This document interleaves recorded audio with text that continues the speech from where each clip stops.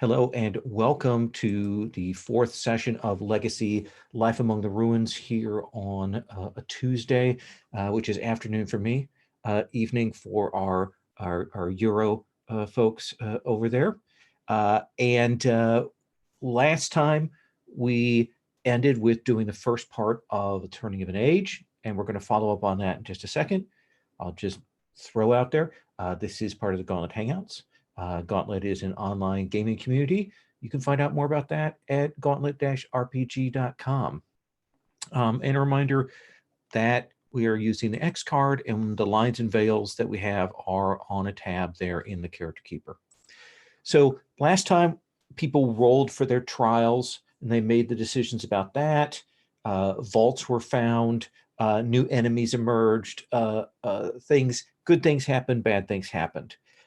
So what we're going to do today is check in.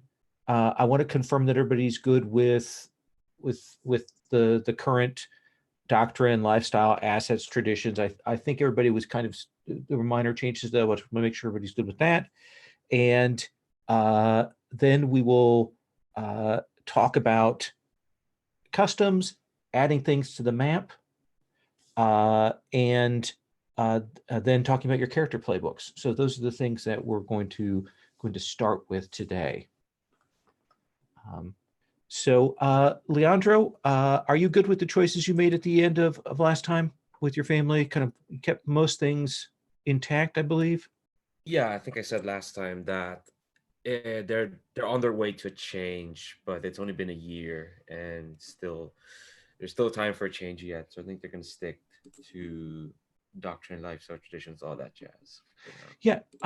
So I'm going to follow this up because the next question on the list, and I'll do this for each of you, is what's a new thing that your particular split of your people do? What's a new custom, or what's a new thing that is happening that is different than life before? They're starting to modify their nanogel suits to look less human. Because part of the wave is getting in there to the dominant culture. So that's what the other lot are doing, so to speak. But because part of soft doctrine, or at least what she wants to promote, is everyone adapts their own way. There are folks who are experimenting with stuff. It's all small changes. I say small. Some people have added extra eyes, mostly extra stuff like hands. Some people are experimenting with extra legs, but like, no, they need more mass for that. They need to like extend stuff to accommodate more legs. Just weird things. So that's kind of like what differentiates the dancing wave, at least this iteration for now. That sounds good. Alan, are you good? Why don't you say again, you're going to make a slight change to the doctrine, not the doctrine, but the church tenet. Yes. Yeah. So yes, I kind of slotted in. It is wholly to change last time, and that just strikes me as really wishy-washy. So I've gone for something a bit more hard-edged with it is wholly to confront evil. So that now supplements it is wholly to protect those in need. And I changed my my doctrine to keepers. You cherish those sacred things that remind you of the presence. When you find true holiness in the wasteland, ask one question about its origins, its current status, or a threat to its future, and the GM must answer. That sounds good. And what now? Your people have kind of gathered your particular sort of part of it. Are there with the Crater people? Would you say that is your people, or are you still kind of the outsider? How are you viewing that? I think that the Serene Choir is still these slightly peculiar appear on a prayer or when summoned. So the choir is the same, but we schismed at the end of the age under pressure, and the schism, the bit of the choir that has remained in power is the one that is embracing other people into the choir.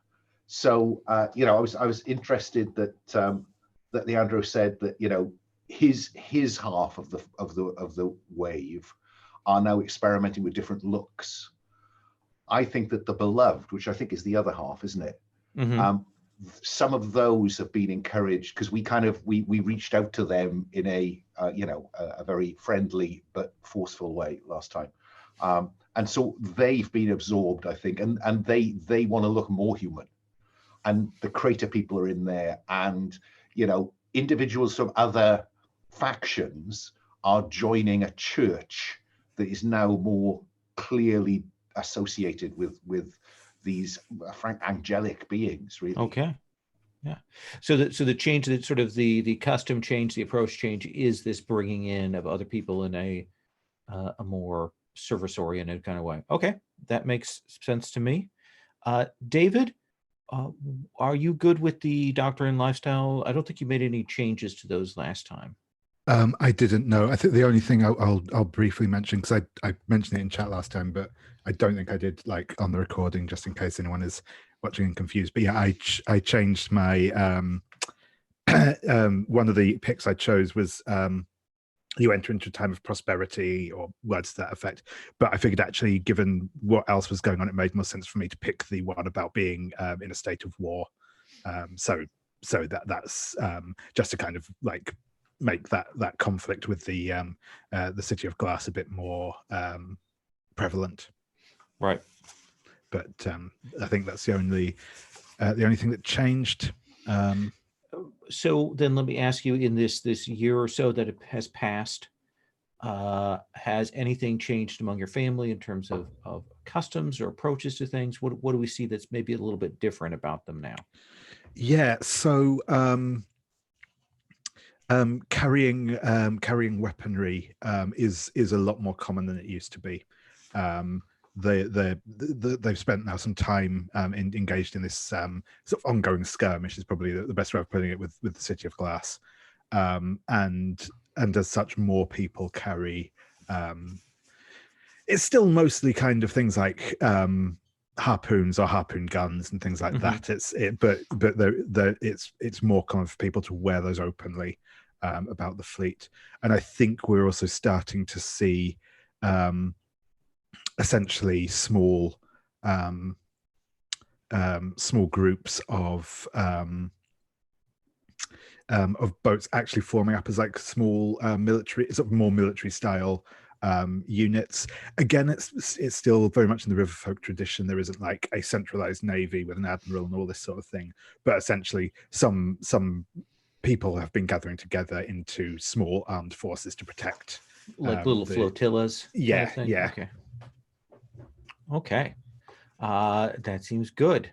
And finally, Rye, are you good with the doctrine, lifestyle, those things? I don't think you made any changes either. Actually, yes, you did. I Yeah. updated both my doctrine and my lifestyle. We went from nomadic to settled, and that's when you encounter a fragment of free power technology. We know its cultural significance. So I'm seeing this as we've founded this capital, and I had a question there on it. Do I spend those surpluses to found it, or do I have to hold on to them to keep it there, or how does that work? So here's what it is when you invest those surpluses, and you can invest them before you get all 5 together. You actually erase them from your thing. They are used up because they're invested in that. Now, until like the 5th thing is put into play, the wonder isn't built, and they are still vulnerable until the 5th thing has been brought to bear. Okay. Because I have all 5. I was assuming that would kind of happen over this time period while we were. Yeah, absolutely. And in fact, what we'll do is we'll resolve that in a second after we go around, and then we'll add stuff to the map. Okay, cool. Okay. And then my doctrine is now, what was it before? It was uplifting mankind's remnants. So we used to be these, going around helping people all over, but we're getting a little soft, and we kind of like this settled lifestyle. So now our doctrine is better living through technology. So we can spend tech to get extra tool up stuff. So I thought those would be fitting since we're kind of settling down in place. That sounds perfect to me. So let's look at the wonder. And what you're going to do is you're going to erase from your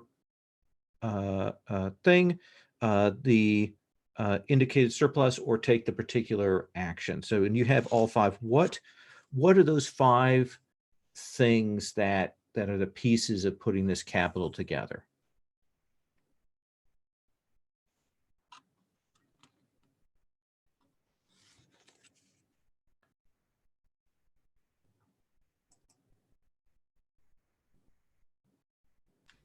Sorry, I'm having trouble with my Oh, that's okay. desktop real quick. Let's see if I can remember. I think it was defenses, barter goods, trade, prestige, and progress. And that would leave me with a single surplus of energy.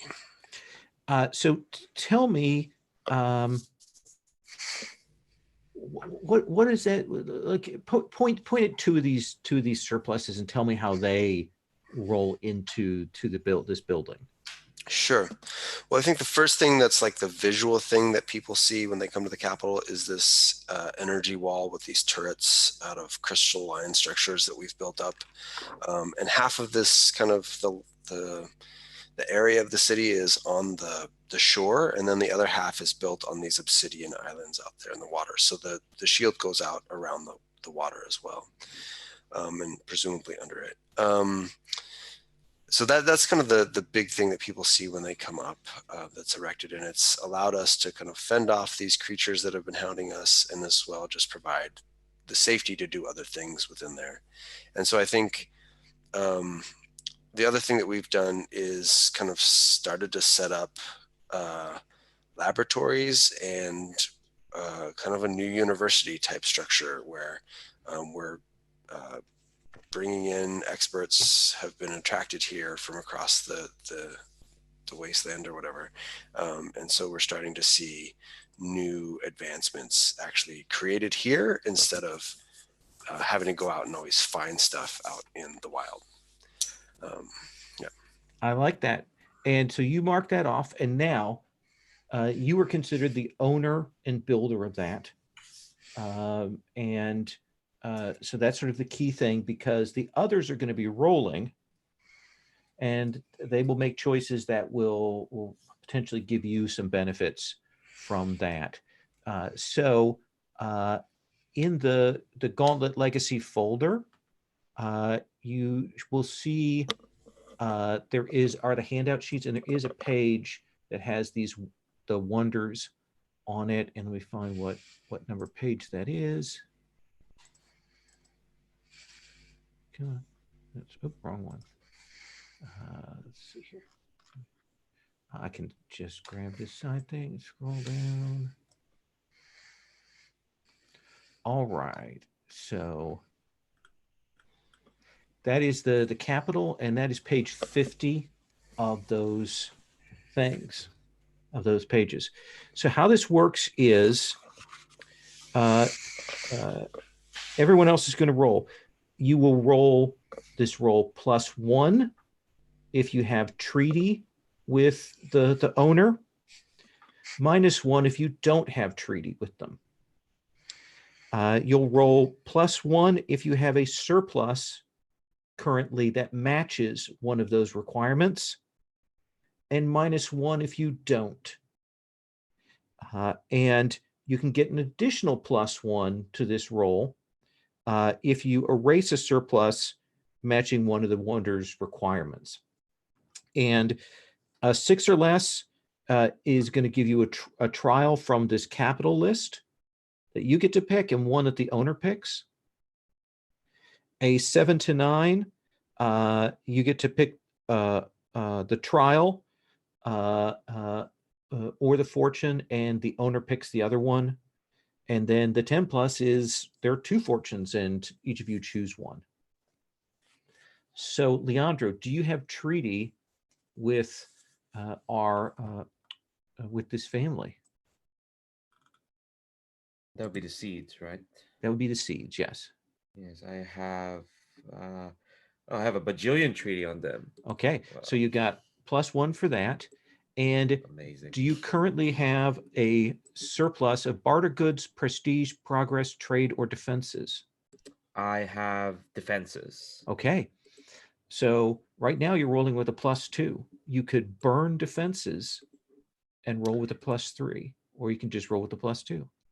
I'll stick with the +2. I've helped the seeds enough. I'm not gonna burn another surplus for them. Okay. They owe me quite a bit. All right. This gonna go poorly. This is me rolling. Yeah, true. And it did. That's a 6. Maybe I That- should have burned those defenses. So that is a 6. So you will pick one of those trials, and then Rye will pick one of those trials. Sorry. Ooh. This is a lot.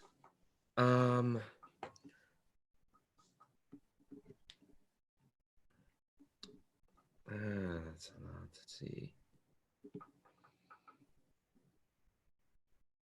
This is how I started using.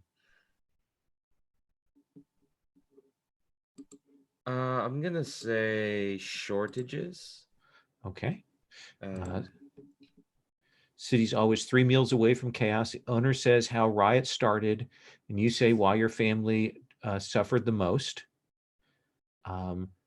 Transfer up to 3 of the owner's needs to you. For every one you do that, you gain a treaty on them. So how did the riot start, Rye, that involved our starfaring squids?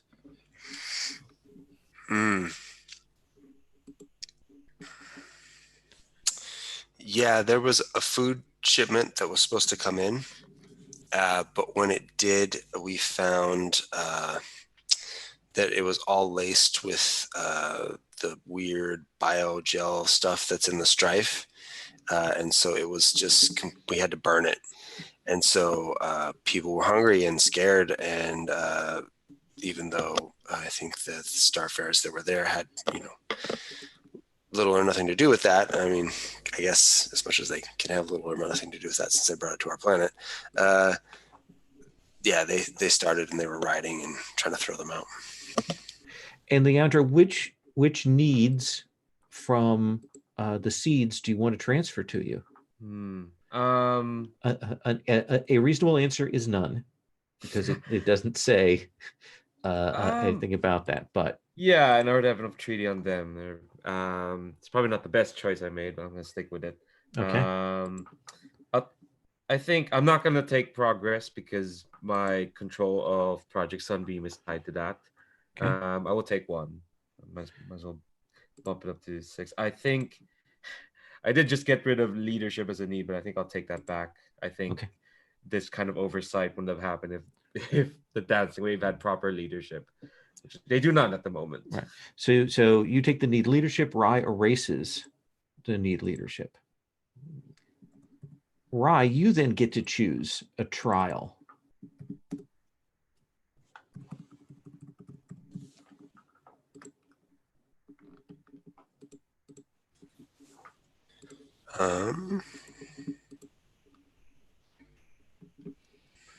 And they will be the person that does the thing. You're just picking it for them. Mm-hmm.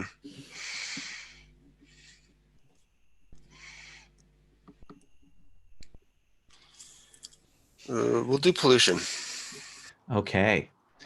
So the byproduct of civilization overflows, causing a health crisis. Tell us why your family lived near the pollution source.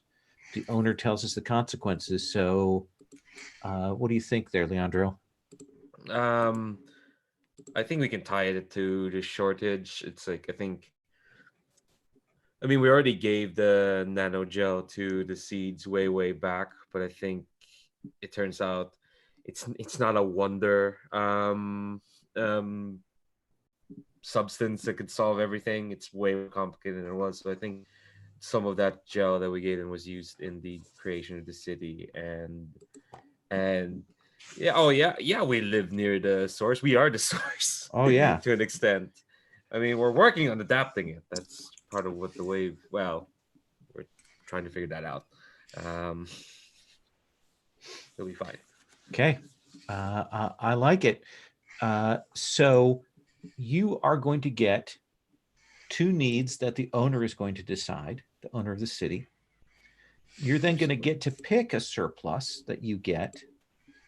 And then you're going to come up with another surplus that both you and the owner have together.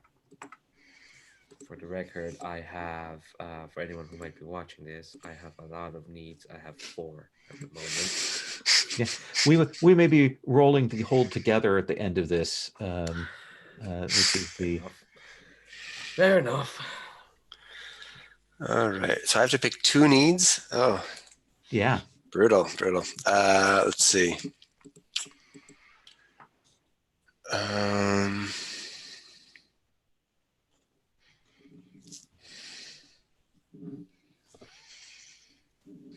You already have any for energy.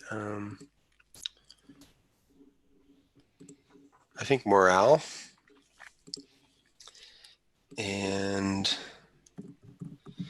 trade. So I think what happens here is that you're chased out and you were spending a lot of kind of political capital to engage with the seeds, and this kind of pushes you out, and you were starting to build up some trade with us through the capital, and now you don't have access to them.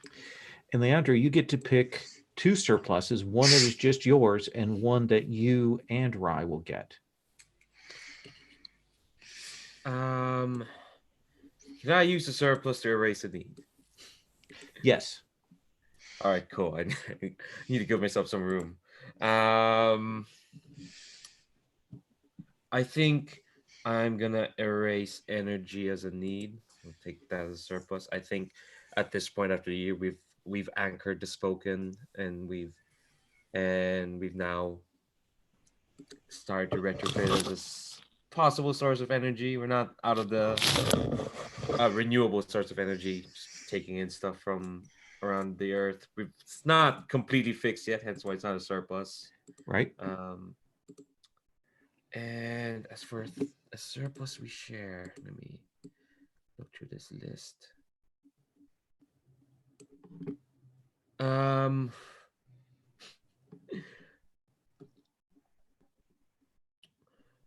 There's a lot. I'm down for any suggestions, right? If you think there's anything interesting. Spies? No, we don't have that yet.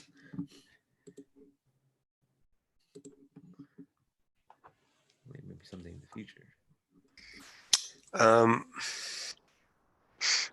What about I'm trying to think, maybe something like safety or something? Like maybe there's some people in the leadership of the seeds that don't really agree with how the mob reacted in this situation and understand the science behind this, and that it could have been picked up anywhere. And so they kind of send a party out to you with one of our energy shields. Is that? Yeah, my thought was just like, safety in regards, like just making sure that, like, it wasn't. It's not. Again, another understandable mix-up, because apparently that happens a lot when you deal with the squids. So both of you can mark safety as a surplus. And then we go to Alan. Alan, do you have treaty with the seeds? Yeah, that's the only +1 I have. None of my surpluses, such as they are, overlap. Then you are rolling with a +1. Okay, so the top 2 dice. 7. Do you want to pick the trial, or do you want to pick the fortune? I think I want to pick the fortune, because I have my eye on a fortune. All right, then let's have you pick your fortune, and then we'll have the seeds pick the trial. The children of the sky and their growing body of worshippers of the presence we'll build a cathedral. Excellent. So family contributed the glory of the capital, temple to the doctrine. What does it look like? What does a temple look like for you, a cathedral? Because the first example of humans embodying the presence was found in a crater, it takes the form of an amphitheater in which the presence is worshipped, in which ranks and ranks of people, we may not be full yet, but we're getting there. So yeah, I think it's an amphitheater. Okay. And why does that draw more people than is expected from the seeds or the local population, Rye? Miracles. Well, this is Rye's choice on the. That's, I beg your pardon. The owner gets to Damn. decide. Yeah.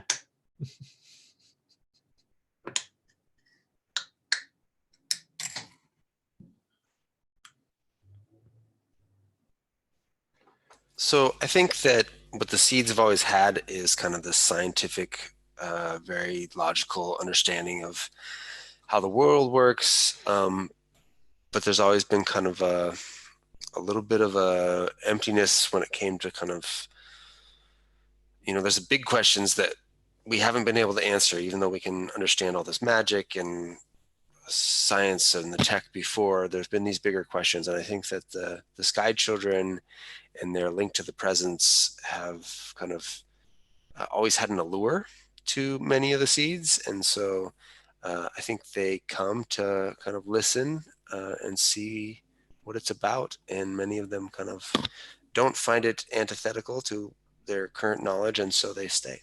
Awesome. That seems good. And so the Sky Children will note that special ability that essentially when you, the start of each new age, if you still in control of that cathedral, you spend 2 treaty on any family or faction except the owner, and you and they both get +1 reach.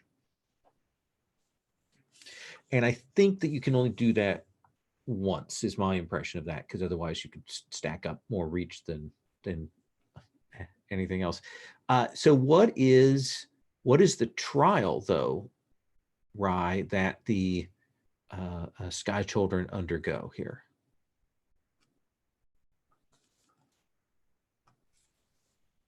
I'm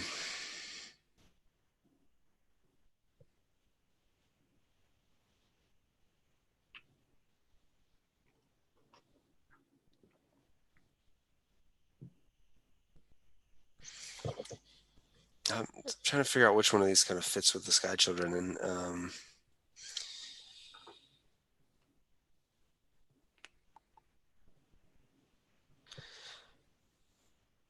we did shortages already, right? Yeah. Did shortages and pollution. Okay. We'll just go to the riots then. Okay. These can be more.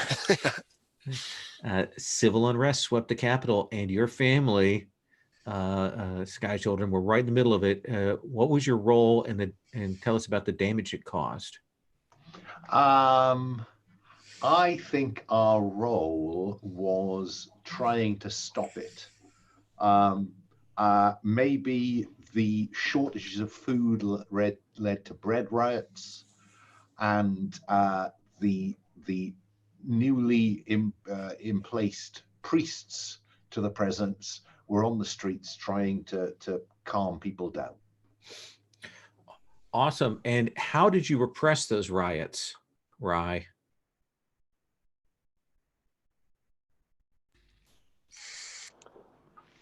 Well, I think the physical thing that was kind of easy to do was, at least where the islands were concerned, was to just kind of sever the bridges temporarily.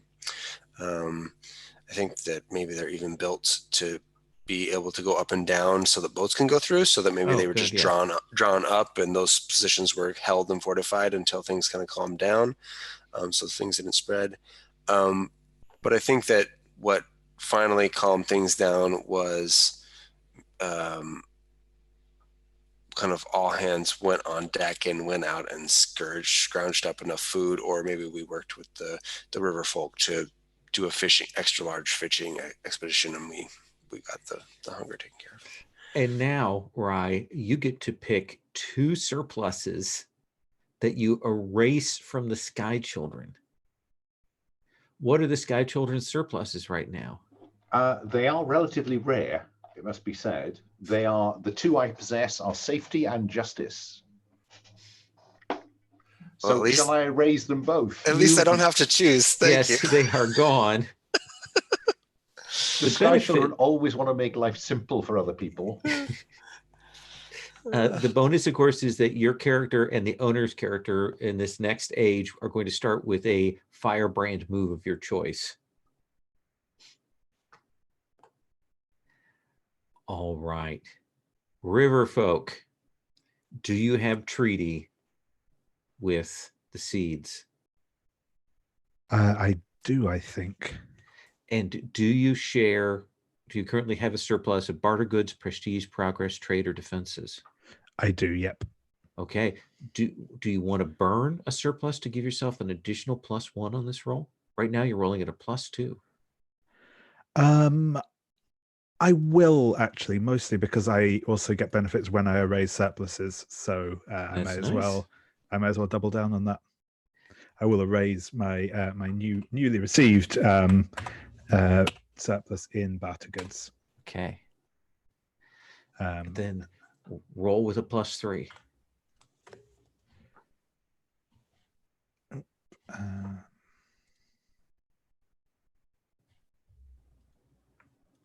The one link I hadn't opened yet. There we go. Okay.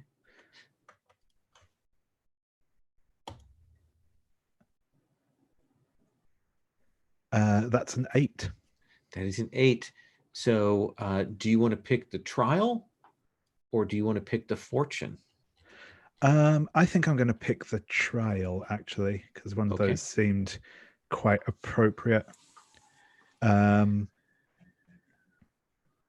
what is that? So yeah, I am going to pick pollution. So I think this is quite simply that, you know, there hasn't previously been an actual large permanent settlement on the shores of the Great Lake for a while now. So obviously there is some pollution in the water, which I think our family is maybe sort of dealing with and helping to clean up, but it's definitely causing some issues for us at the moment. That seems reasonable. What effect do you think that has on the presence of the river folk in the city, Rye?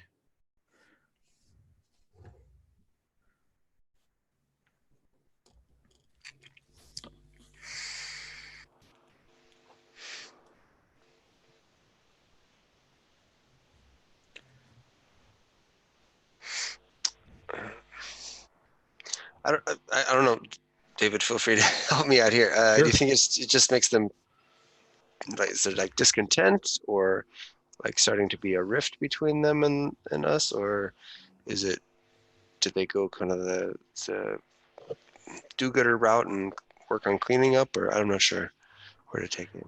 Yeah, I think they definitely will be working on cleaning things up, but yeah, I think maybe it just causes a bit of a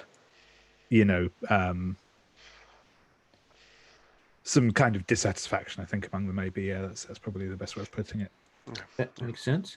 Rye, once more, you need to choose 2 new needs for your colleague there.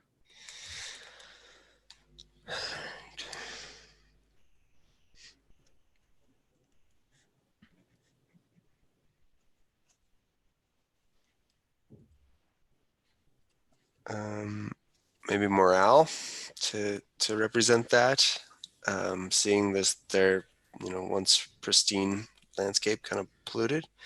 And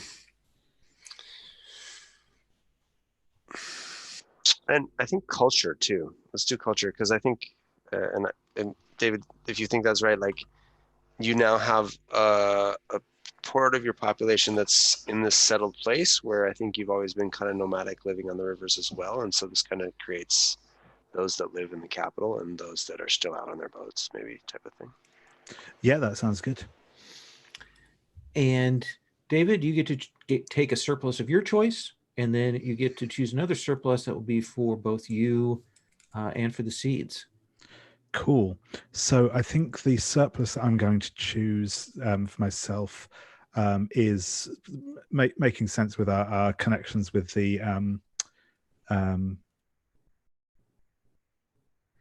with the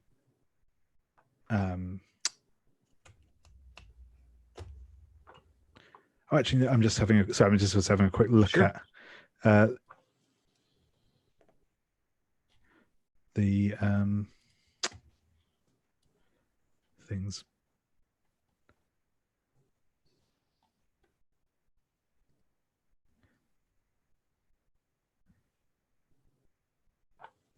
I think actually that what we gain as a surplus is artisans, because I think that a lot of our people are sort of people are sort of settling down and taking up some other trades they may not have done before in this city, and also some of the work they're doing to remedy the pollution. And I think I'm going to share a surplus of progress with the seeds, as working together on this project. We are kind of coming up with new technological stuff, and makes sense, and it means that it helps replace the progress that they lost, that they spent on building the city. Yeah. So this is the last thing, Rye. Here you get to make a good choice, a more pleasant choice for one of your colleagues. What fortune do you think you want to have come out of this for them?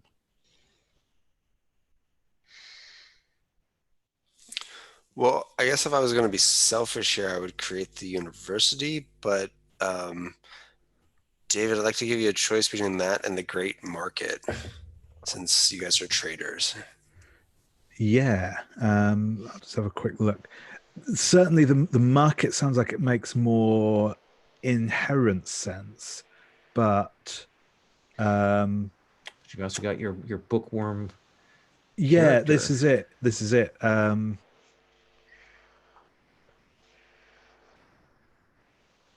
Yeah, no, I think I'll go for the university. I think it's because I think that's definitely something that the two families would probably have worked on together. So yeah, I think that makes sense. All right, and so how is it that the Riverfolk are pitching in? What knowledge are they bringing to bear for this scholarly family that they might not have had? So yeah, I think that the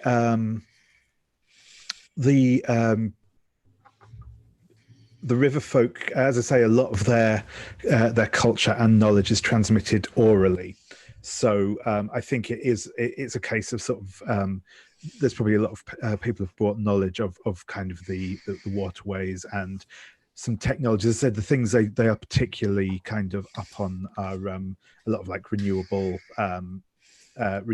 energies and recycling, agriculture, things like that. So I think those are the kind of areas of expertise. But yeah, I think it's a lot of their stuff has up until this point been passed down from person to person as a orally. So it's kind of that effort of like starting to transcribe all of this knowledge into actually written works. I think this is obviously something that Duan Meadows and some of the other curators from other families will be kind of spearheading. And for the seeds, what does this university look like? I think it's quite striking, actually. I think we've embedded several of our crystalline structures into it, but it's also made mostly out of the obsidian from the lava. And I think it's this black glass like cathedral, but I think it's like structure, but I think it also has a lot of kind of cultural motifs pulled from the river folk. So it's a lot of kind of these black glass lily pads and all of the wildlife that you see around this region. and like their kind of those types of things. Awesome. And we now have two sites within the city that are controlled by different factions that are if someone else can control them, if control changes hands, things will change hands from age to age. So right now the Sky Children control the cathedral and the River Folk control the university. And since we're at the beginning of the age, do you want surplus knowledge, David, or surplus culture? Muted. Yeah, I think for this one, I like the idea of going for the culture, Okay. because I think this is perhaps helping to reinforce some of what would maybe otherwise have been lost by our people who have been settling in the city, because kind of our traditions are represented in the teachings of the university as well still. That makes sense. And so, Rye, you will also get a surplus culture. Let us then roll back. We've got that wonder on the table. We've got this new city, the largest settlement on the map, a hub, a gathering point, drawing in people from multiple factions, multiple involved in there, both PC factions and NPC factions. So what I want to do is I'm going to go around and everybody is going to put something new on the map.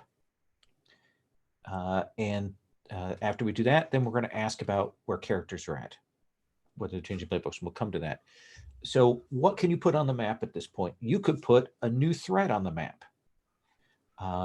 And you can modify that, based on the trials that you had, if there's something you want to have spin out of that. Or you can put a new faction on the map. Maybe there's a new group that you want to add to the map. Or you can put a new opportunity on the map. And opportunities are places where you might get surpluses, where you might get tech, where there might be a relic. Those are opportunities that you can come up with. So, Leandro, I swing around to you. What would you like to add to the map? Well, I've added enough threats to it. I'm not gonna do that. Really? Yeah, it's enough weird alien stuff that morphing the environment. Yeah, you're going to terraform this whole homeland, I think, in the end. Yeah. Well, it's probably gonna happen. We'll see in we'll see if we go to another turning of age. I think I'll add an opportunity. Okay. I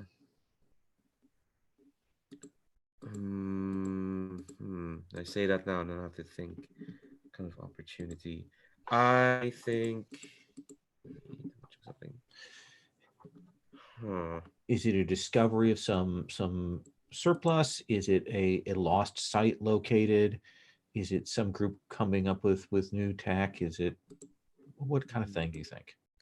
I kind of want it to be like a lost site Okay. that's rediscovered. I think probably something found in like some archives in Project Sunbeam. I'm gonna put it up north of the meld. It's a do you know how I don't know if it's in the Antarctic or the Arctic, but they have that like bunker where they keep all those This seed vault? Yeah, those seed vaults. Something like that, except like I think it's like a vault of microfilm and it's a big library, basically. Okay, yeah. I like it. Mark it on the map and give it a name. Then Alan, you will get to add a threat, faction, or opportunity to the map. Yes, I want to add some new people.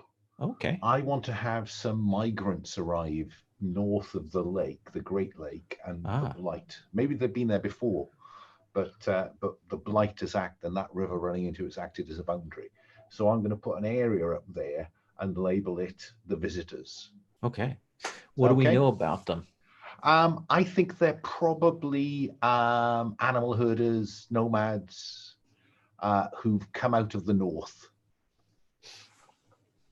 Militant, pastoral. I think pastoral at this point. Okay. But maybe with numbers that mean that they could turn into a threat. Okay. Obviously, I like it. not if they find the presence. Right. Not if they convert. Absolutely. So go ahead and mark an area and give them a name. David, threat, opportunity, or faction?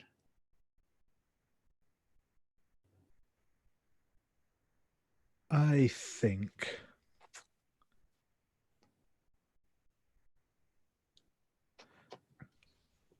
I'm wondering if I want to double down on that, or actually, I think I'm going to say that there is a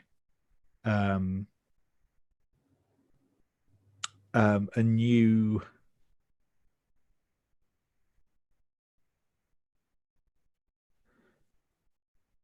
a new threat has emerged. I think that there are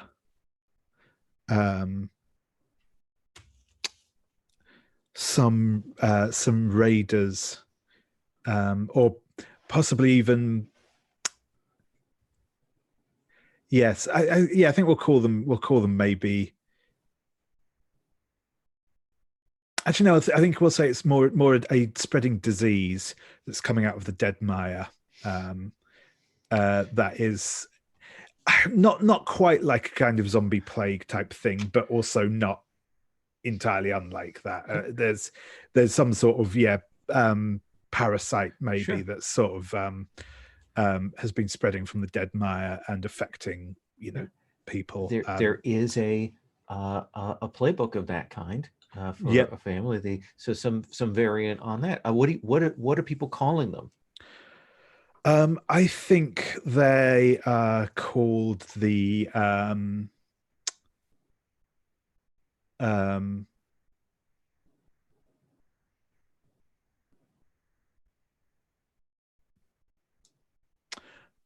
I think they are referred to as the drowned. Ooh, because I think they nice. have a kind of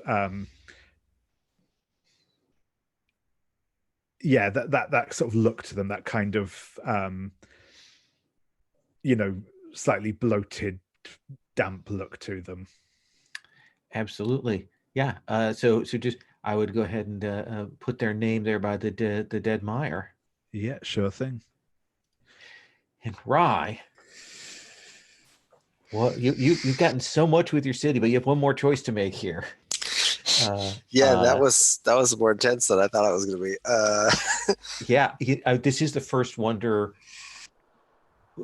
It's a second wonder I've seen completed, but when we did the other wonder, it had a very truncated set of things to it. This was the first time it had a really nice fallout, so I was really glad to see you do that. Yeah, I wanted to get it in play and see kind of how it works mechanically too throughout the ages. So I'm going to add a new faction, and I'm going to call them the Primordial Concurrence. And these are coming out of the Meld, and they are a race of dryadic woodish creatures of high intelligence that are probably were created in the Meld, or the Meld created them, or we'll chicken and egg that, but until someone gets in there. But they are moving and creating a territory down south around that lake, and I think pushing back against the Warren as far as they clash there, but are intent on spreading these kind of, I don't know if it's a technology, but this way of recreating everything they kind of come in contact and reverting it back to kind of a natural living thing. So they're destroying technology basically as they come across it. Okay. And reproduce. So fantasy Luddites. And are these? You said they're dryadic. Are they flesh and blood? Are they made of wood like Eldrami from Glorantha, or what kind of thing do you imagine? I think they're made of wood, and I think they can actually kind of travel through vines and Oh, trees and stuff, and just kind of come out of the woodwork, so to speak. so to speak. No pun intended. I love that. Yeah, that's great. All right. This is the last question for the Turning of the Age before I come and check on everybody's surpluses and needs and see if anybody needs to roll a hole together. Leandro, you have a choice. You can keep your old character playbook, move your original character to a new playbook, or build a new one from scratch. And in any case, you're going to trigger a roll move. Yeah, I think I'm gonna have to change character playbooks. Okay. I'm kind of invested in soft story, but she's not really in the position to tear other societies down. She's kind of really busy holding her own. So yeah, she's gonna have to switch from the firebrand to something else. Okay. What are you thinking? I was thinking the envoy. Envoy's good. Yeah, it's kind of like that puts her in a more leadership role. And I think the role would be trigger would be leader. I think that's makes sense. She's Mhm. promised a lot. As here, Mark, when you promise your family luxuries, if they do what you say, yeah, sure, you're sure she'll get them. You see how you you say how you've improved her a lot already. Okay, I have to really be creative, and the GM says what they now expect from you. I'll probably have to think over that. I'll spend some time in Okay. the Yeah. break. Yeah. I'll let you Yeah. think about that. But yeah, go ahead and make that choice, and trigger that roll move. And I think, actually, let me check this because this has been a while. I forget when you make that swap, if you keep your stats or not. I hope so. I like having all this sway. Let's say 55, 264.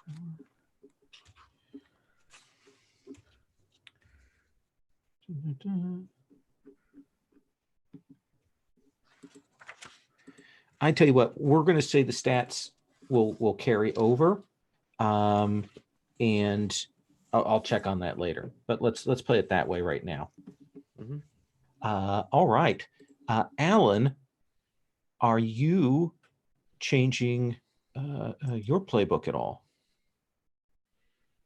I don't think I am. I kind of imagine Quartz running across eons.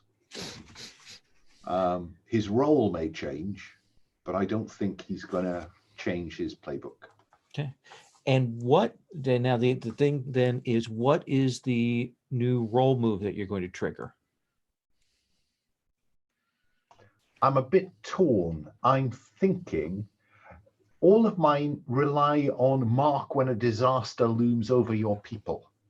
And I guess what I'd like to do is to see what the next disaster is and decide then if it's okay. Okay, Is sure, that all right? absolutely, yeah.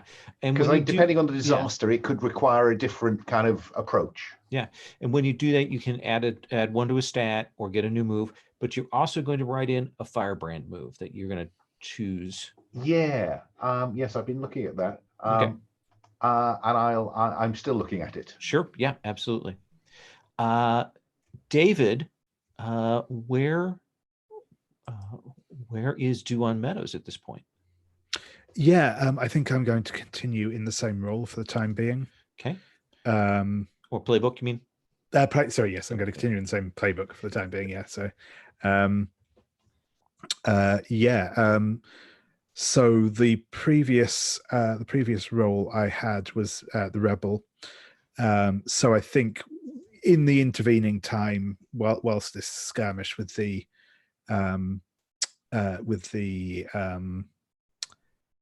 people of the Glass City has been going on,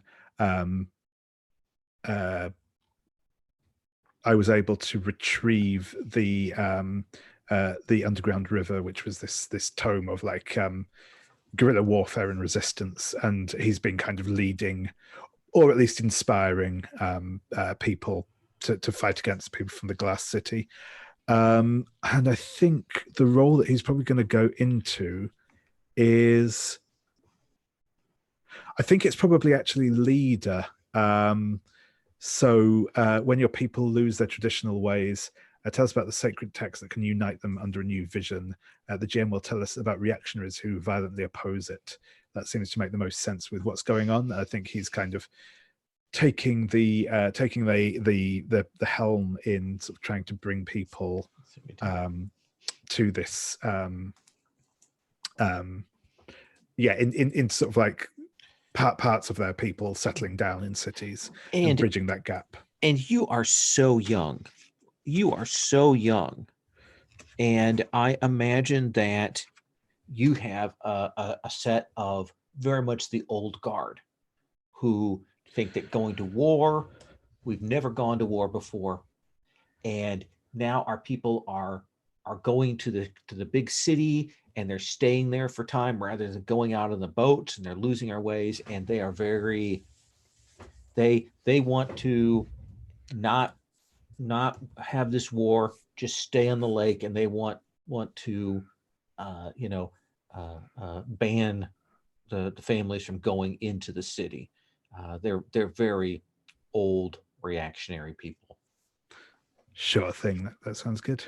And then when you take that, you can choose a new move from the historian, or you can add a +1 to a stat. I think I'm going to take one of the moves. I think I know which one I'm going to take because I quite like the look of it. I'm going to take. That seems the most fitting.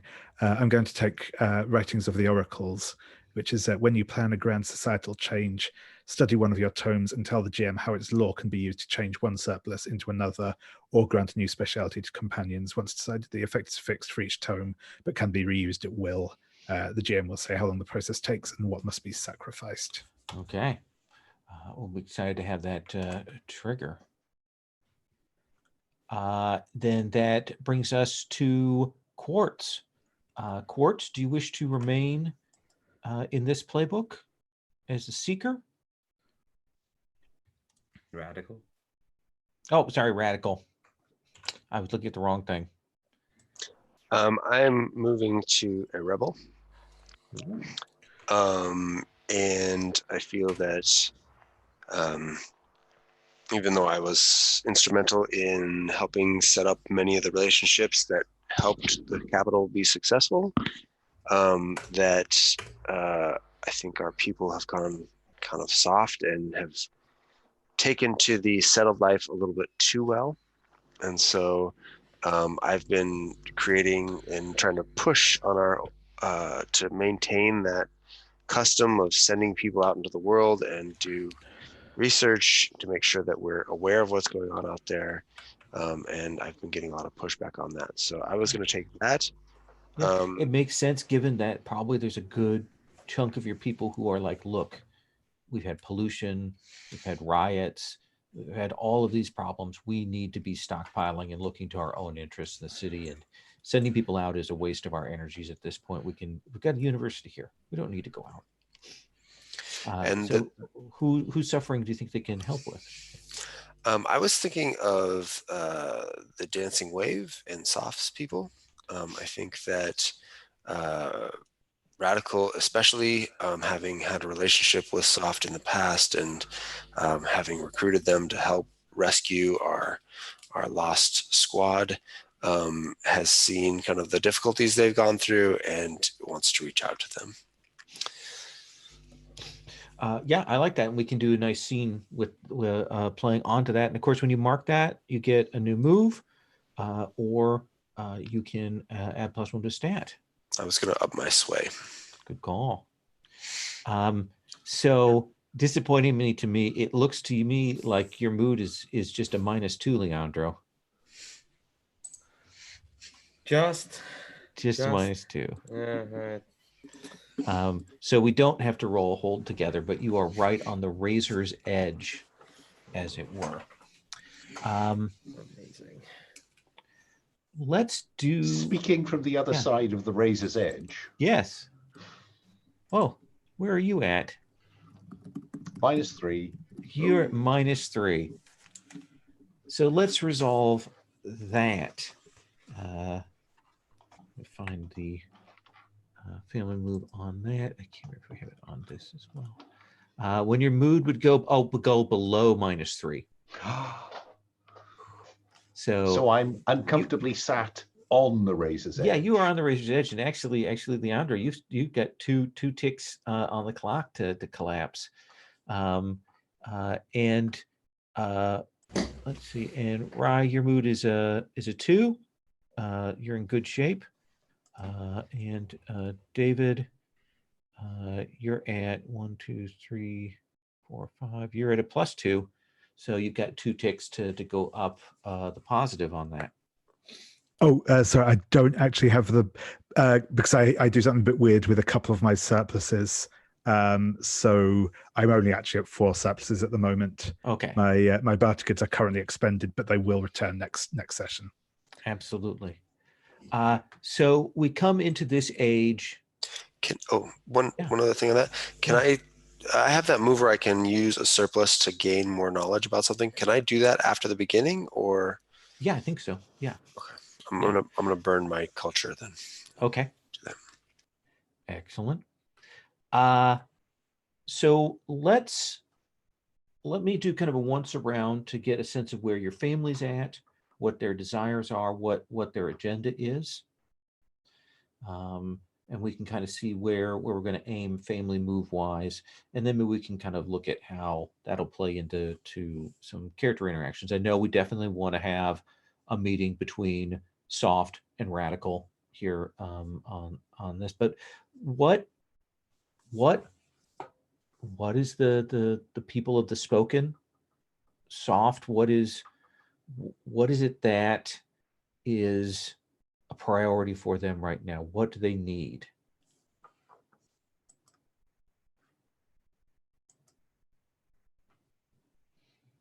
You're muted. Take a drink. Jesus Christ. Yes, they need Jesus Christ. That's what they need. They need no, that's not. It's not an invitation for your sky children to come. No. What I said was that they kind of need a little bit of everything, but I think what they need most is a sense of direction. Like, because they're heading off into the unknown, or at least they're heading off in a direction they don't have guidance. They don't have much guidance with, other than it's better than what they used to be.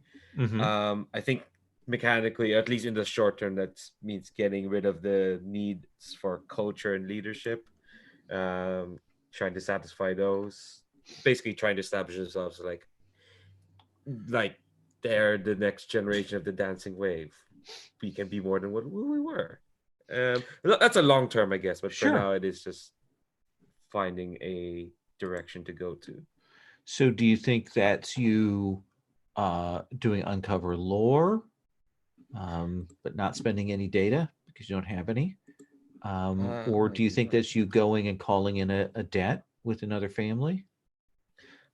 I think let me see those family Or names again. conducting diplomacy with somebody that you think might have those things in BC faction or whatnot.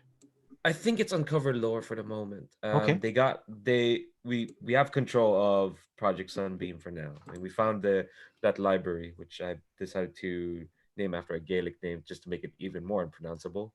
That's the Cuiva O'Calag Memorial Library. Sorry, I just want to bring more Irishness into these games. But that's yeah. Go ahead. One of the things I was going to say to you is you can spend tech to give yourself advantage on this roll. Yeah, I did get that tech from. Oh yeah, I introduced. I evolved the threat to get that tech. Yes.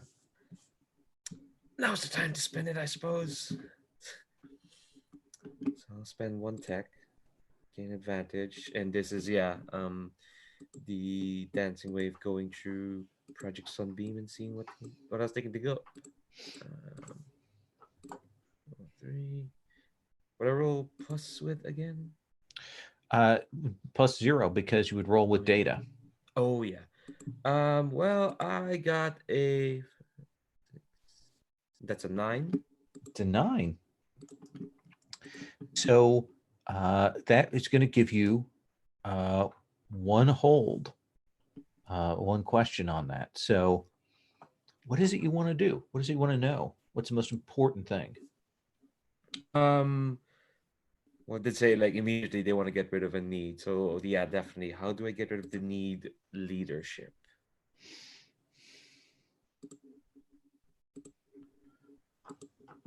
Let me look here at how we read leadership.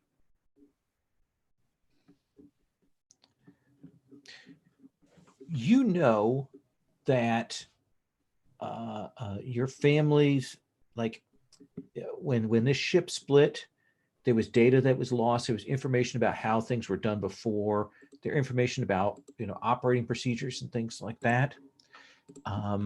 And you believe that there might be logs or old sets of information about how to manage things somewhere on the Mystified. That if you could get the data banks from there, that could undoubtedly provide you guidance and direction and leadership. Does that sound cool? Yeah, sounds really cool. Then let me ask the Sky Children, what is it most important to you right now? I think as we have, as the people of the homeland have begun to openly worship the presence, or at least some of them have, I think that is a proselytizing religion. And so I think the focus is on recruits. So you're trying to figure out how to get recruits, or are you going somewhere to draw people to you? How do you think that's going to get framed? Well, because the Sky Children are slow to learn lessons, they are going to appear among the with a couple of priests among the visitors, and take recruits. They're going to kind of go in hard and show, these are the wonders we create. So I want to take some recruits by force. So yeah, I think that is appropriate. So you would roll with grasp. Because if we don't, there is a risk they will fall into evil. That is true. Grasp is now 2, which is a good thing. Yeah. So just as well as when you roll 5. So that is a 7. Now, if you got someone to help you, they could conceivably lend aid to you. And lend aid when your family throws its weight behind another, roll plus treaty with them. On a hit, you give that family fleeting advantage. Oh, actually, I'm sorry, you have to roll it beforehand. I always forget that. I'm so used to other PbtA. Yeah. So and I don't think that's going to get me into a different category anyway, is it? Yeah. Oh, I suppose I could have re-rolled a third dice. Anyway. Yes. So 7 to 9, choose 2. Yeah. Well, I need to commit more assets. Tie one of your surpluses. What surpluses? So that's not going to happen. Yep. So there is a cost to your victory. Your family gets a need of the GM's choice. And this would make me go beyond -3 moved, just so you know. You're also getting the surplus recruits. Oh, yes. So you dance on the razor's edge. We show contempt for the edge of the razor. Absolutely. You hurt somebody, the GM will say who, and they take 2 treaty on you. Absolutely. So who do you think it is that let's see. I mean, given where it is on the map, I think it's almost certainly the river folk, isn't it? That seems reasonable to me. I don't see any NPC factions that I could draw on. So yeah, I think that's reasonable. Maybe they're trading with the visitors on that northern bank, and in our normal subtle way, we tread on a variety of toes. Yes. Does that seem okay to you, David? Yeah, no, that sounds fair. Okay. And Please take 2 treaty on me, Riverfolk. Sure thing. But as you point out, I will delete recruits. you delete that need for recruits, but you will gain the need. Let me look at your stuff here.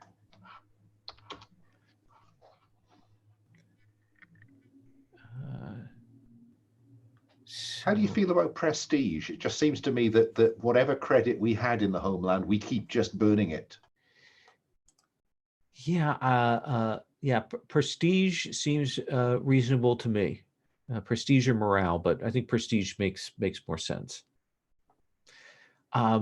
So what does it look like when your family starts taking these recruits? Well, I don't think we take them. They become one of the big family.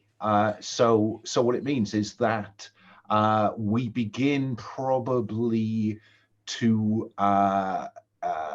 brainwash their children into the faith and stuff like that, and convince them with our mighty powers that they should be part of the faith. And so, not all of the visitors, Right. but some of them. And of course, your family looks so kindly when you arrive in your cloaks and gas masks, and so on. So there's probably a portion of the family that are willing to go along with this, and a portion that are deeply suspicious of these figures out of the night, especially since the damned are just to the east of them. Are these more of them? What's the difference between them? The damned haven't come in and stolen our children. No, but we have brought the benefits of civilization. Colonialism. There we go. So David, where's the river folk at? What do they want right now? I think our pressing concern at the moment is this ongoing conflict with the City of Glass. We partially driven by just the fact that it's still sort of going on and it's interfering with our lives, partly because there is still that feeling of revenge, need for revenge amongst the family. So I think we are preparing to make a sort of an assault on the City of Glass. And I think specifically what I'd like to do at the minute is to launch a sabotage action against the big dam. Okay. So let's see. So yeah, sorry, subterfuge to use the correct absolutely. move name, but yeah. No, that's okay. So your agents go in. They know that the underground waterways, this battle has been going back and forth for the last year plus. Let's have you roll with sleight. Certainly, and I think I am going to spend a point of tech on this to give me advantage. And I think what that probably is, I think we've kind of actually got some of those like mini submarine type things set up for better navigating these sort of underground rivers. And yeah, I think I will. That is a 7. So what is the worst time? Is that going to be when you assault? Do you want to hold off on that? Yeah, so I think we've maybe rigged sort of some explosives or something under the foundations of the dam, down at the base of the dam. But yeah, I think they're kind of on a remote control trigger type things. I think they're designed to be set off like when we actually launch a full assault or similar. And I think that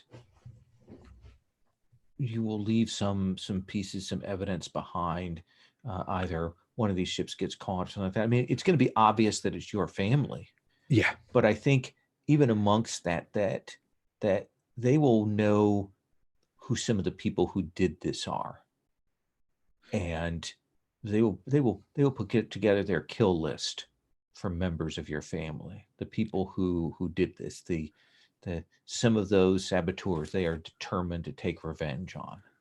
And I think that will definitely include Dew's cousin. I think that was Waves / Shaw. I think she's definitely kind of one of the leaders of these commando raids. And then Rye, what do the Seeds want right now? They've got this capital, but there's this tension.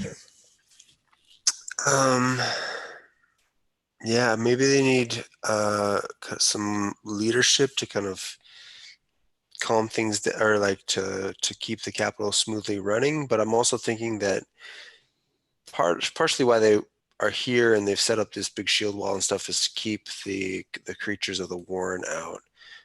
This kind of hive mind thing. So I'm thinking that maybe they would do some research and figure out if they can create some sort of disease or something that would target these creatures and start getting rid of them. Okay. Does that seem like uncover lore, or is it claim by force and you're spending tech? Oh, you can spend tech for claim by force? Yeah, because you can spend tech to give yourself advantage. Yeah, let's do that since we're creating this thing and I've got 4 tech. So is it like a +1 per tech, or is it? No, what it'll do is you'll roll. What's your grasp? My grasp is -1. Okay. Well, you would roll 3d6, take the 2 highest, then, Okay. and that will give you advantage on that. Okay. For one tech? For 1 tech? Oh yeah, let's do that. All right.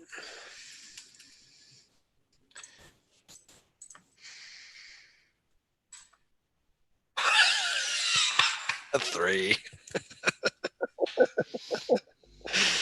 So you send your family in. They've got this disease. What goes wrong?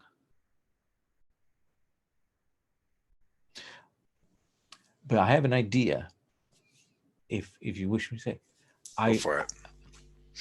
I think that last time you went at the Warren, you discovered that they were smarter than you thought they were.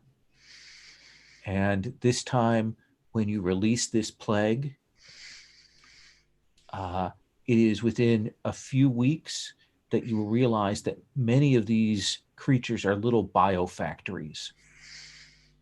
And they get, some of them die off, but they very clearly and very quickly figure out how to deal with it and how to convert it. And when your first scouts start to die from a similar plague, it is bad. Can I please have you roll hold together? Roll plus mood. All right.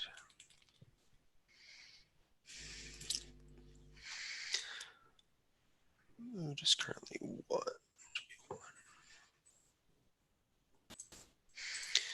All right.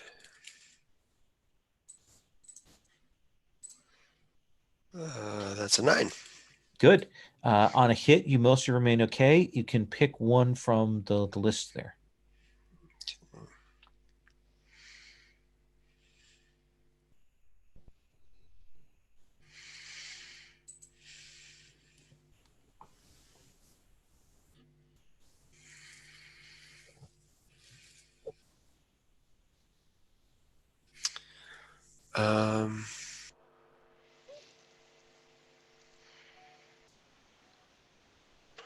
I'll take the need recruits, the lose people to harm. Yeah, it you have enough tech and enough skill that you're able to eventually find a way to put a stop to this, but it ravages through your scouts and the people that are out in the field. And it's another case for the people at the top who are like, we don't want to go out anymore. We need to stay here. We can't afford to do this. Let's take 5, and when we come back, I want to do radical and soft. I want to do that scene, and then we'll look at doing some other character scenes. Maybe we can figure out if there's someplace we need to zoom in to carry something out. Okay.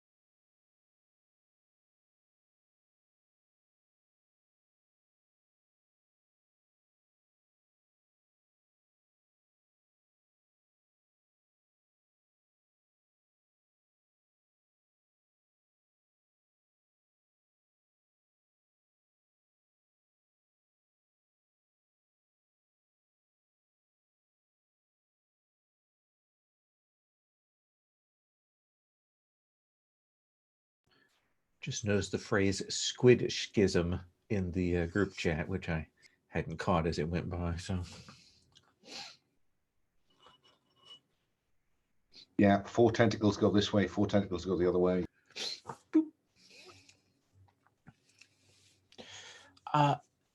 so Radical, you're on the more progressive side of your family, and you've seen now some of the cost over this last year or so, but you've determined to reach out and help the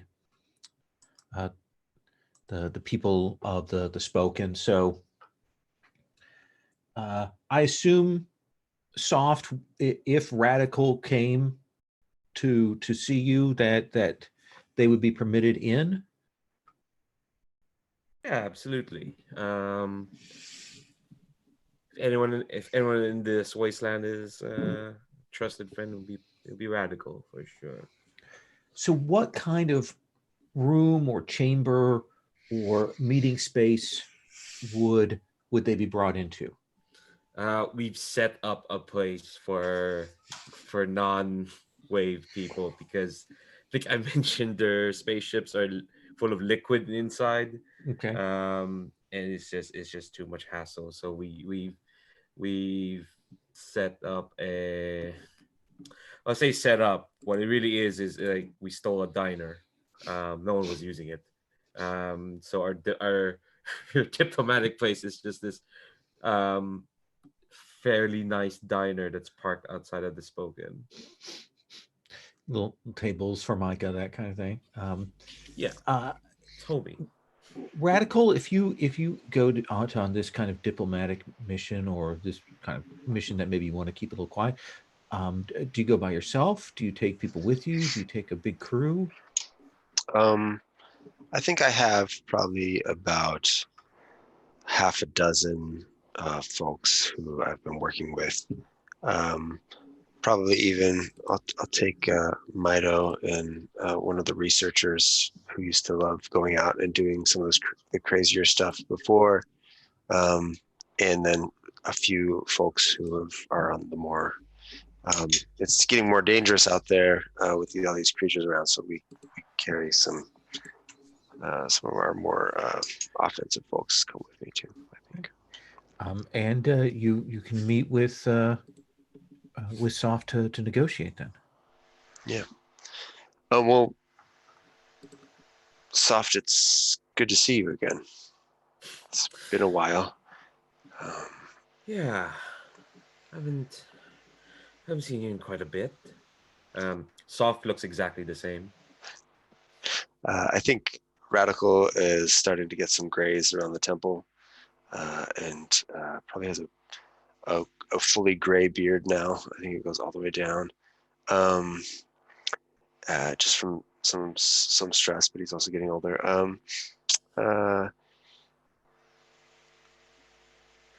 Soft. I keep thinking about the riots that happened and the food that your people were trying to help us provide and what happened. And I wish there was a way we could bridge what happened between our people there.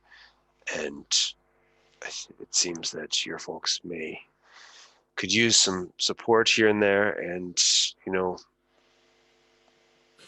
back a long time ago, going back, you found me out here in the wilderness on my own, and I was thinking of kind of never going back to the seeds. And you're one of the reasons I did. You talked to me and told me, and you were always such an inspiration about the place that you fill in your people's role, kind of thinking differently. And I've been trying to do that anyway. You've been an inspiration for me. So How's that worked out for you so far? Any regrets? It's a lot of stress. Everyone's always asking you for something once you start something. Yeah, it's the way they look at you and they expect you to have answers for a lot of things. I mean, obviously it doesn't show, but like for yourself. I do say that beard is ridiculously impressive. Well, mostly it saves me a few minutes every day of shaving. So It suits you, I yeah. say. But Soft, how are your people doing? Well, it's not exactly hard to figure out that we're not doing so great lately. Well, I just thought at the time, you know, take your first steps into the unknown, you're bound to have a few wobbles, but there are less wobbles and more haymakers, really. And the moment we're still reeling, and some help would be greatly appreciated. All right. Well, think on it, and if there's some way that um, our folks can help. I mean, I don't know. Most of my people are getting soft, sitting in their chairs. They're becoming lab rats more than they are real seeds anymore. But I think Soft starts to like smile and says like, "Well, if you think they're getting soft in their fancy capital of yours, or if I said there's an opportunity for them to go poke at some material not of this world." I'm sure I can get someone interested in that. Is there an outcome there that would benefit your folks? It's I may have been hasty with trying to cut off all our roots from where we came from, and well, I'm just thinking like this expedition, we reclaim some of our culture. Your folks get a chance to have a look at how we do things, and beyond just the things that it's it's different from what we had before, where food we gave you, like Navjo, that was controlled by us. Here's a chance that, well, we're an open book. Well, I'm an open book, but I think I can sell this to my folks. It's not like we're using that ship much for anything. Yeah, I'm in. Fab. Um, and I think she looks around, and there's probably like, I get the feeling like they've kind of broken off on like their own table. There's like probably a bunch of like other diplomats and a bunch of like curious wave folks, kind of like having uneasy talks about, you sent us weird food. Well, you ran us out of your city. Well, we've come to install a shield as a sorry. But I get the feeling Radical and Soft are having their own table, having the actual talks.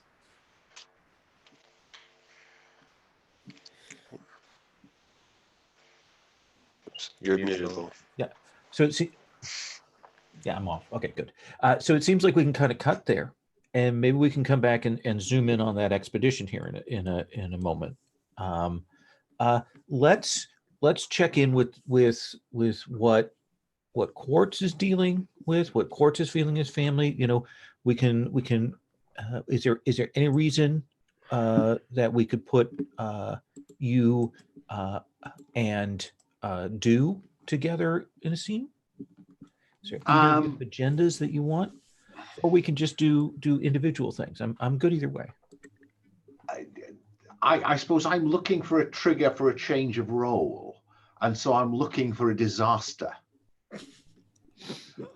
So to be honest, if there's anybody that I'd want to talk to at the moment, when you lend your aid to a disaster, the disaster we're dealing with at the minute, or is still out there, is this infection or the drowned.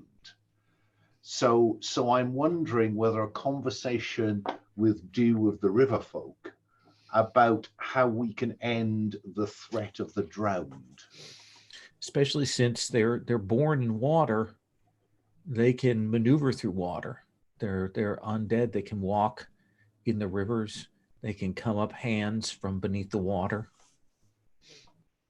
I'm also conscious that they are there. They are a threat to the crater where they're Absolutely. located. So if your old friend, I'm going to do air quotes, Quartz comes to speak to you, would you see him, and where would that be that you would meet with him?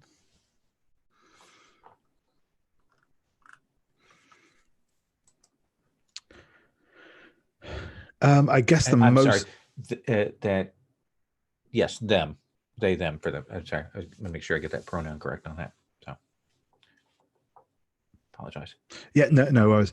I guess the most logical place would probably be at the new cathedral in the city. And tell me one thing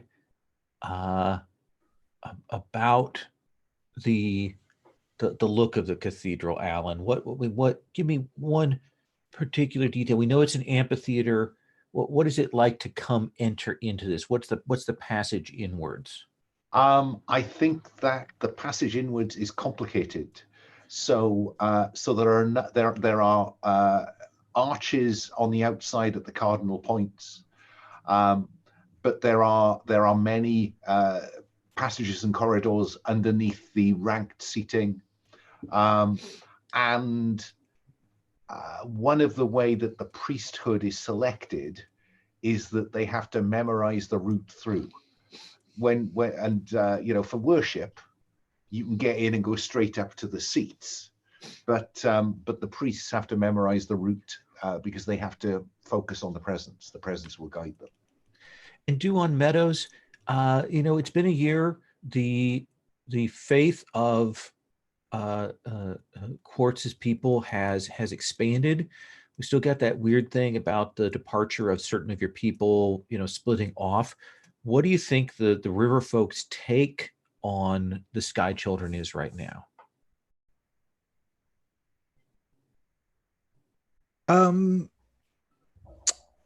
Curiosity, I think, still is probably the most. I think there's probably a respect for the strength of their faith, even if the river folk, by and large, don't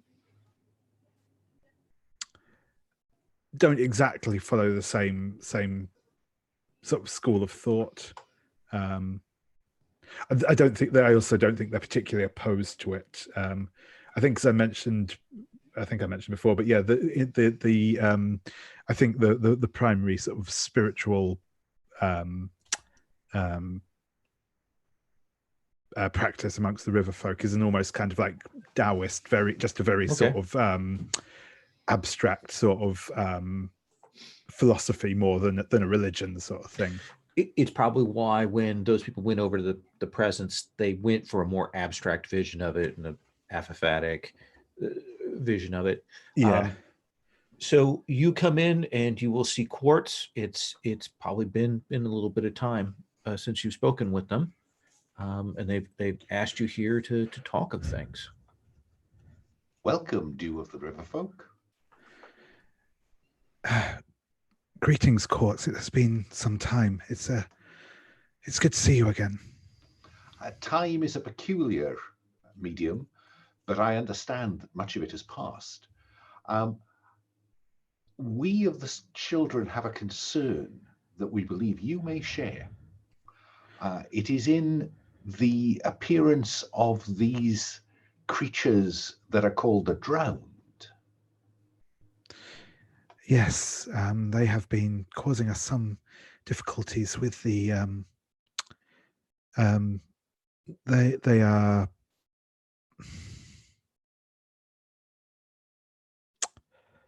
Wretched creatures, but they can pose a threat to any who dwell by the rivers, especially around the Dead Mire, as unpleasant a place it is to visit in the first place. Indeed. And Dew of the River Folk, that I believe that you can guide me to the truth. Are they evil?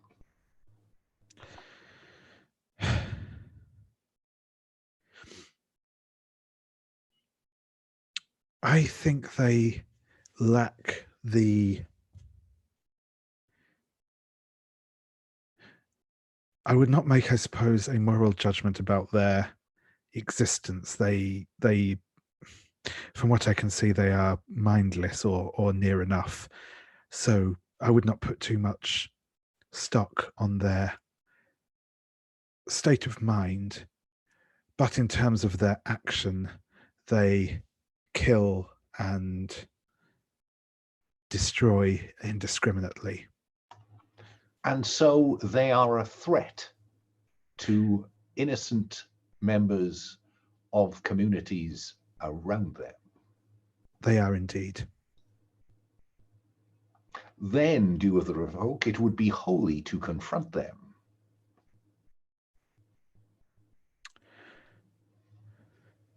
I agree. It would be a good pushing them back, and perhaps, and certainly finding maybe a cure to whatever it is that causes this thing would be a boon to everyone, I think. The means to an end interest me less than the end. If they are a threat, then it would be holy to protect those that they threaten. Yes, I can agree with that. You are, as always, Dew of the Revoke, a sound guide in these matters. How should we proceed?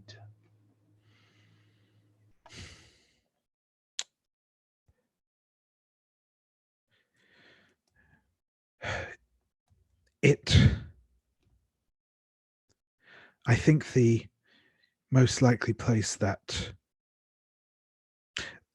as for all we can tell from the reports that we have on them, they originate within the Dead Mire, which is a place no mortal may safely go.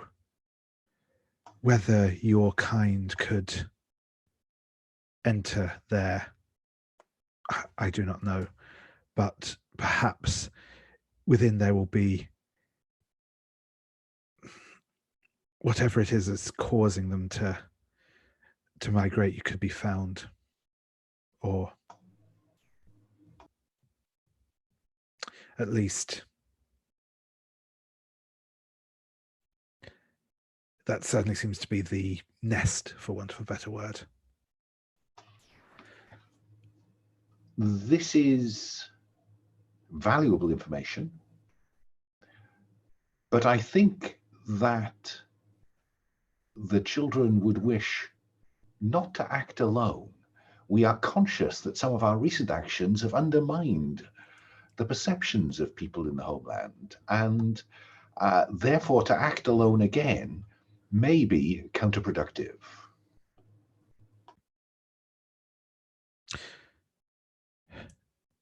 We could certainly aid you in reaching the Dead Mire and dealing with those things. As I say, we may...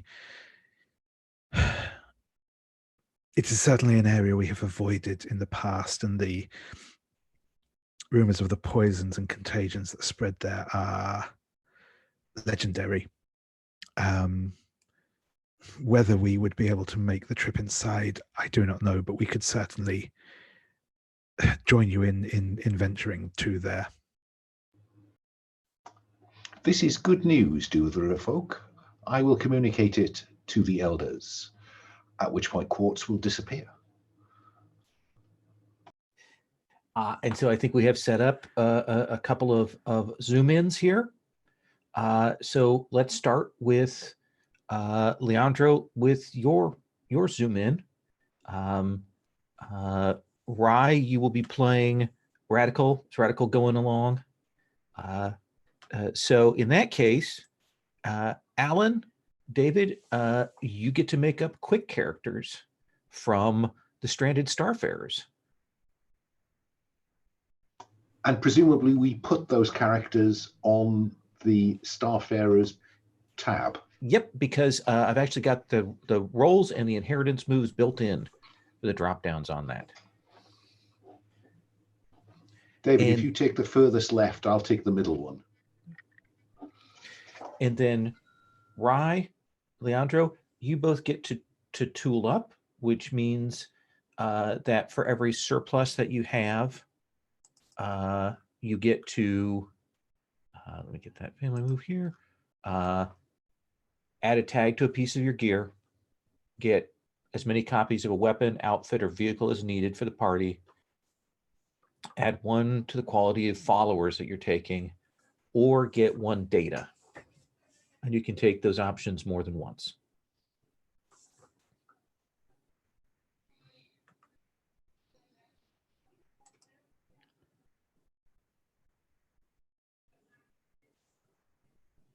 I'm gonna take 1 data. Seems, It's a good fallback. yeah. Maybe because I don't know what tags to get. I'll take 1 data, and then I also have better living through tech. So I'm going to spend 1 point of tech to get an extra choice. When I do Okay.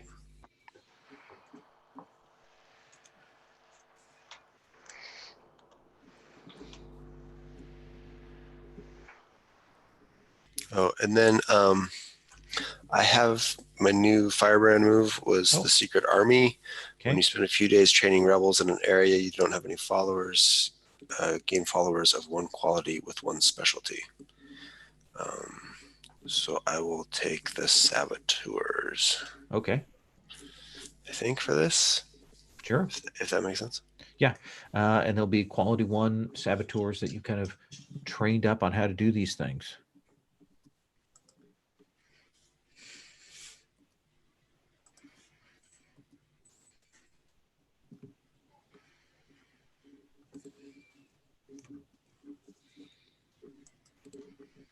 Oh, I think I also add a tag to my weapons.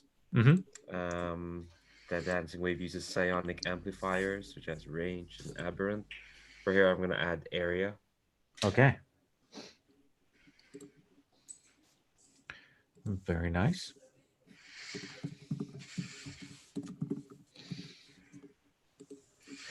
And so to help frame this, again, remind us, Leandro, what the naming conventions are for your people. This one's simple compared to the more ludicrous ones. Basically, Yes. it's the feeling that they remember when they were born. So soft felt all soft, and I think we had a character named Acrid and another one named Sharp. The one leading the Beloved is named Gleaming. I don't know how they can justify that they felt gleaming when they were born, but that tells you a lot about them, honestly.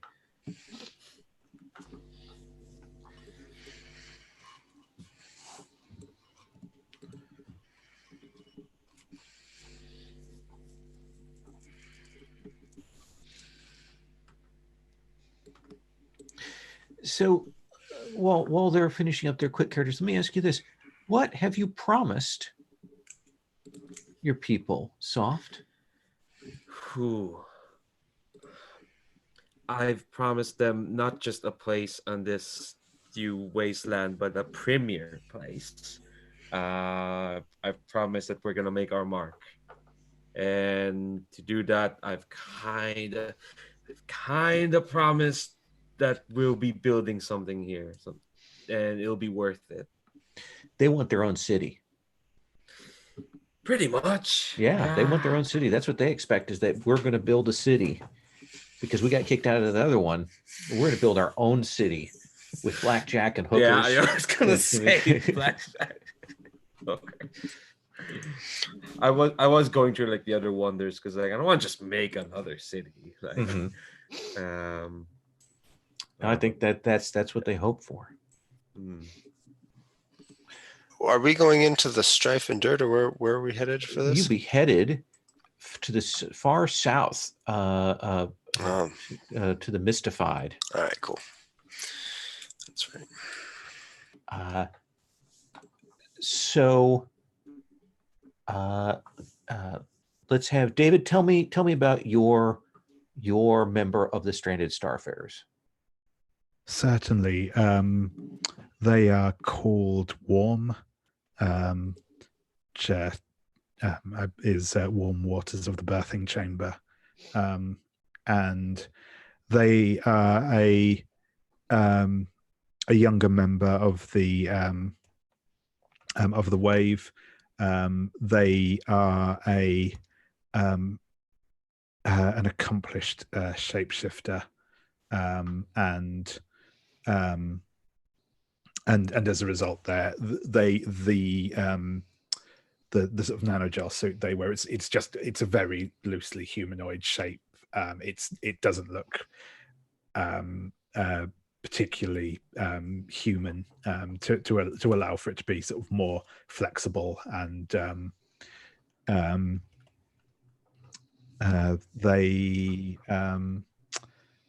in the agent role, and I think that they are an expert in covert operations, I think I'll call it. Okay, that makes sense. And what about your character, Alan? Okay, my quick character is Deep. He is a peer of Soft. His look is he's adopted Soft's drive to less humanity, and so he looks like a kind of vaguely arachnoid creature. He's an outsider, so he has strange abilities. And I will pick a stat, take 1 harm to roll it with advantage, and that is, I think, Sway. Okay. Where I have put my extra +1 anyway, so I'm operating with 2 Sway. There you go. Well, I've just realized that may be too close a match to Softs. Switch that round. Force. Okay. We go from this is not the droid you were looking for to Get him. Okay. Yeah. And telepathy is the inheritance move I've taken. So we see this expedition traveling from the Spoken, heading past the crater, around, trying to probably splitting the difference between the City of Glass and the Beloved, kind of trying to do that. That's our direction that we're going in. So Leandro, what's the challenge of this first leg of the journey? Is it terrain? Is it people? Is it weather? What's the first challenge of the first leg? I think it's weather. I think this is a bit different from the Strife Endured. That's why I think when they placed the Mystified, it was a powder keg, was the description. Mm-hmm. I think the first and last time I rolled a 10+ in this game. Geez, that feels like eons ago. That's probably just last week. So I think the atmosphere is just that bit rockier. You can see there's like a clear difference between good weather and bad.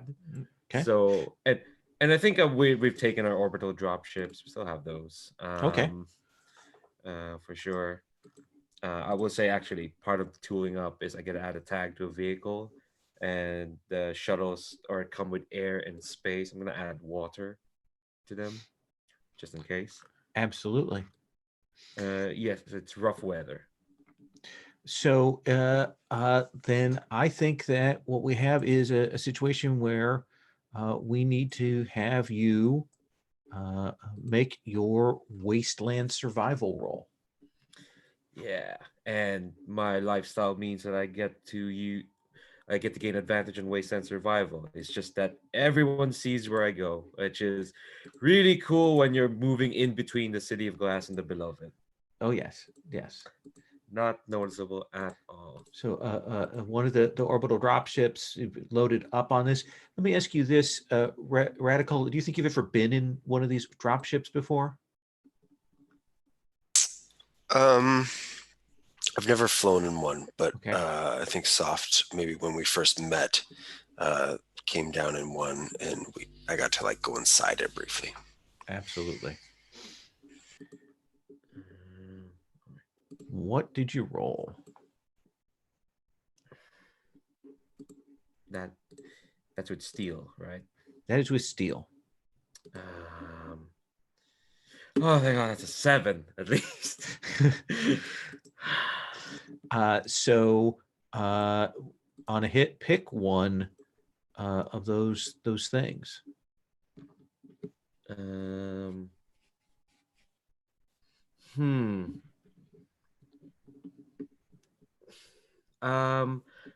Probably a member of your group is hurt or sick, given we're going into strange, anomalous weather. So you've hit the weather there. You've headed into this. The weather turns from calm to stormy, and then off again, and switches through the closer you appear. Probably skirting along that body of water's edge, because you don't want to get a water spout or get knocked.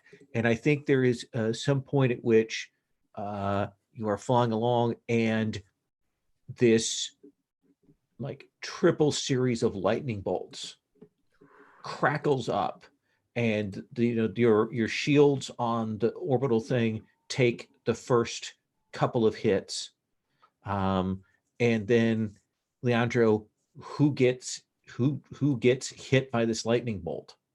Who, when it comes through the ship? Is it you? Is it warm? Is it deep? Is it your assimilators that you brought with you? What is it? Who kind of wanted to be me for some reason. Okay. Unless anyone wants to step up. Right? I don't want to make the choice. But if anyone wants to take, if no one wants to take it, I'll take it. I think that Warm might attempt to like throw themselves in the way or throw Soft out of the way, but I'm also happy for that to not be effective. I mean, if you want to take it, sure. I think definitely Soft wasn't expecting that. You get the feeling that like she spent less time in the field, more time having to coordinate things and be back at the spoken. So who takes the hit? Yeah, I think Warm. Yeah, I think Warm will take the hit. This lightning bolt comes through, and it is that crackle of electricity, and you will take 2 levels of harm essentially as it racks over your body.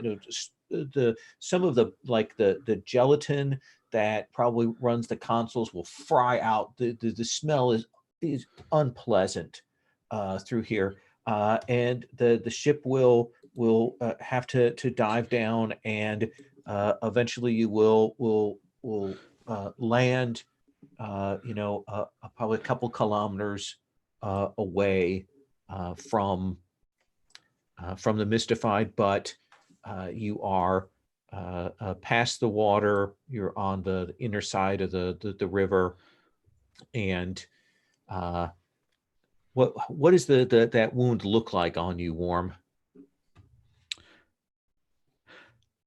So I think for the moment there's probably some like scorching on the nano suit, which is like swarming to kind of regrow and reform over where the wound has hit. But I think I think that Warm will let out a kind of grunt of pain, but then their kind of body will reshape slightly, and they almost like turn, sort of grow the wound out of themselves. So though it's is clearly still giving them some, it's taking it out of them. I do want to point out that like the Dancing Wave has a move called Alien Physiology that gives all their characters tags. One of them is Hardened. It says in the book it gets +1 armor when stuff like radiation, hacking psionics, and stranger forces deal harm. I will keep that in. I'll keep that in mind going forward. I'm going to do the electricity here, but thank you. Yeah, that will help. Which is going to be important because you are going into a place with strange energies. Radical doesn't have that, but I'm sure it'll be fine. So you will land. It is raining. The ground around here is covered by vegetation, but like you've seen elsewhere, when things are nearby the Starfarers, things here are not green; they're violet and purple and pink in color as you move through this area and are heading inwards. Your saboteurs are kind of following up behind you, Radical. They're maybe a little nervous here because this is unlike anything that they've ever seen. Can I have my architectural eye to explore a new ruin to get some hold there? Sure. When we get to the actual place, I'll let you roll that. That'll be the first thing we'll do. And Leandro, what do these assimilators look like? If you have them with you, because I can't remember if you did bringing them. Yeah, I don't think I. I don't know. I think I definitely have them with me. I think assimilators. They're the ones who still probably look the most human, and by most human, they say like they have an extra eye. That's we're just up there. They haven't gone the way that Deep has. It's gone full weird, but like I think they're here mostly because they're kind of like the ones who I think they're just here to just make sure that like no one else has been here because they know how to assimilate, so they know when things have been assimilated. So they're just here to make sure that like for the most part it's been fairly untouched. So far what we're seeing is like what we expected. Okay. So could I just ask, yes, what are the family's assets? Because I'm not sure if I'm already tooled up or whether I tool up in play. I think you get the family, just the base family's assets is what you get, I believe. Yeah. So you have psionic amplifiers. Interpret that however you wish. And yeah, I didn't pick anything for how we're defended because we have those tags. We are hardened and we have thermo. So we're good against horrible temperatures and weird energies. That's what the suits are for. So this area here is a wild tangle. The vegetation is overgrown. You can see in the distance, in the storm, even through the rain stuff, there is the weird dancing lights from the scrap of what's left of that ship in the distance. I would like someone, and you can decide who wants to roll this for the group, to forge a path through this precarious terrain. And it's rolled with force. Right? Well, my architectural eye, if I can roll that, then I could roll steel instead of force. Yeah, let's how you do that then. Let's roll that one out. Okay. So go ahead and roll. 8 plus 2 is 10. Look at that. Hold 3. Hold 3. So I will spend one of those right now to forge a path with steel. Okay. And let's have you forge that path. Another 10. So pick one from Forge the Path.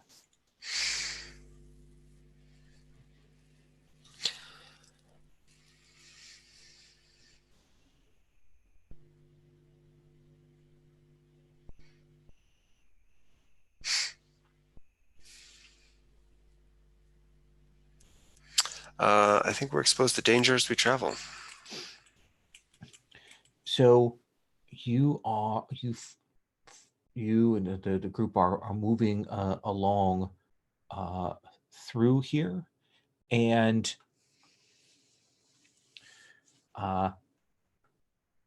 you will come across what appears to be like a section here of the vegetation that's maybe a little more cleared, and you kind of stops you because it almost looks like maybe somebody or something has cleared, like the vegetation here has been tamped down, and as you are moving along there, that's when the first bolts of arrows begin to fly down into the group. And you realize that there's a rise up ahead of you with a tree line, and there are bowmen who are starting to just pepper your group in the rain here with arrows. So what do you do, Soft? Oh, I think I can see them, right? Well, no, they're kind of up, hidden in the tree line, concealed, at least right now. I think I yell at everyone to take cover and find cover. Okay, so let's have you roll steal to get out of the way. Okay. What is my steal? Hopefully it's decent. I know it's probably not my best. Oh, actually, it's a +1. It's pretty good. That's an 8. That is an 8. So you're going to be able to get to some cover, but and you have some time. But is there a cost to it? Is it danger still present but threatening, or will return soon? Where is that move? Diffuse. It's first of the basic moves. Okay. I'd say the two ones that are probably most relevant here be a cost, or that you're still out and exposed if you move from this position. Yeah, I think at the cost.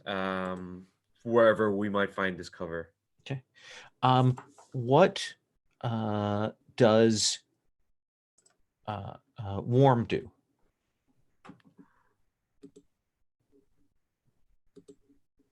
I think that warm is going to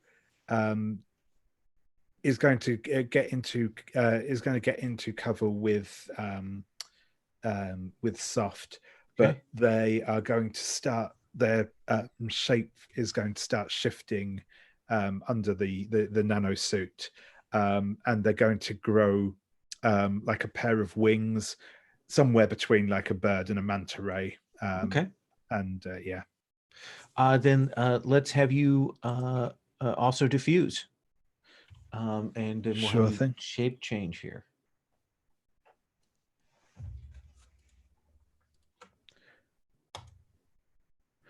That's an 8. That is an 8. So I think it makes sense to follow up, since you're going with soft. You're both in a position that when you move out of it, the danger is still kind of present. You're going to may potentially get spotted. Quartz, what about you? Deep. Deep, thank you. Will storm up the hill and attack them. Okay. With their mental powers. Then you've got that psionic amplifier. What does your version of it look like? I think it's built into the suit. So yes, arachnoid shapes and multiple eyes, and I think that those are the broadcasters. So yeah, let's have you roll force. Yeah, so I've chosen force to be the one that I can take one harm in order to roll with advantage. So let's roll all 3 of those. Plus 0 Mm-hmm. is 11. Is 11. So on a hit, you do it. On a 10 plus, you choose 2, and the GM chooses 1. Okay. I inflict savage, terrifying harm, frightening and dismaying our foes. Okay. And I will scavenge something valuable, gain a relic. Okay. So I'm going to describe what happens. Going to get some input from you, and then we're going to come to Radical. So you will come just tearing up this hill, scurrying legs, go up super fast, and then before they even kind of can compensate, you are in and amongst the lines of these things. And there's a lightning flash, and you will see perhaps a dozen of these bark-skinned humanoid figures that have arrows that they seem to be just kind of launching from themselves, and you will smash into one end of their position and scatter that. But you're going to take 2 harm in the process, and you've there's still some left, but you kind of disrupted it, and it looks like they have been just kind of sitting here like standing trees in an ambush, watching and waiting. Perhaps they saw a ship, but you get peppered with these arrows. Radical, what do you do? You probably now can see who they are, given that Deep has kind of put them out into the open a little bit more.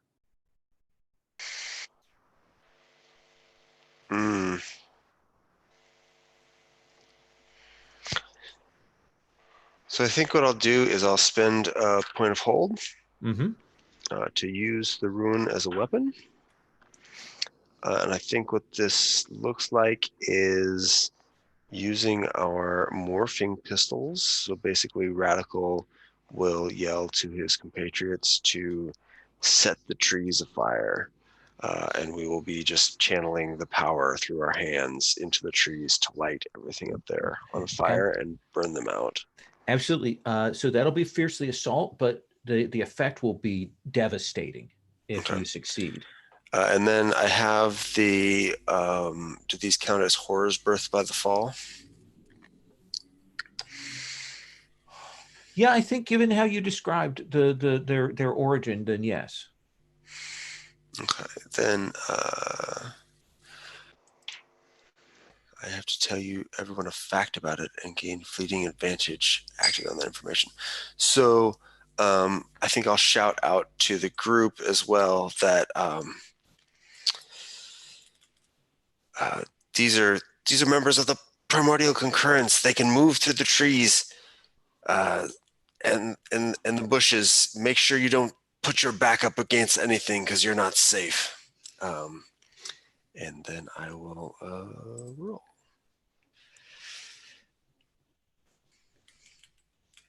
This fiercely assault, which is 4, so geez. So I think what I said was kind of a defensive thing, so I probably don't have an advantage for just attacking them, right? Oh, because you're using those things, I will give you the fleeting advantage because you spent that. Okay. It's an 11 minus 1, a 10. 10. So you get to choose 2 from the character list. All right. We inflict savage and terrifying harm, frightening and displaying our foes. And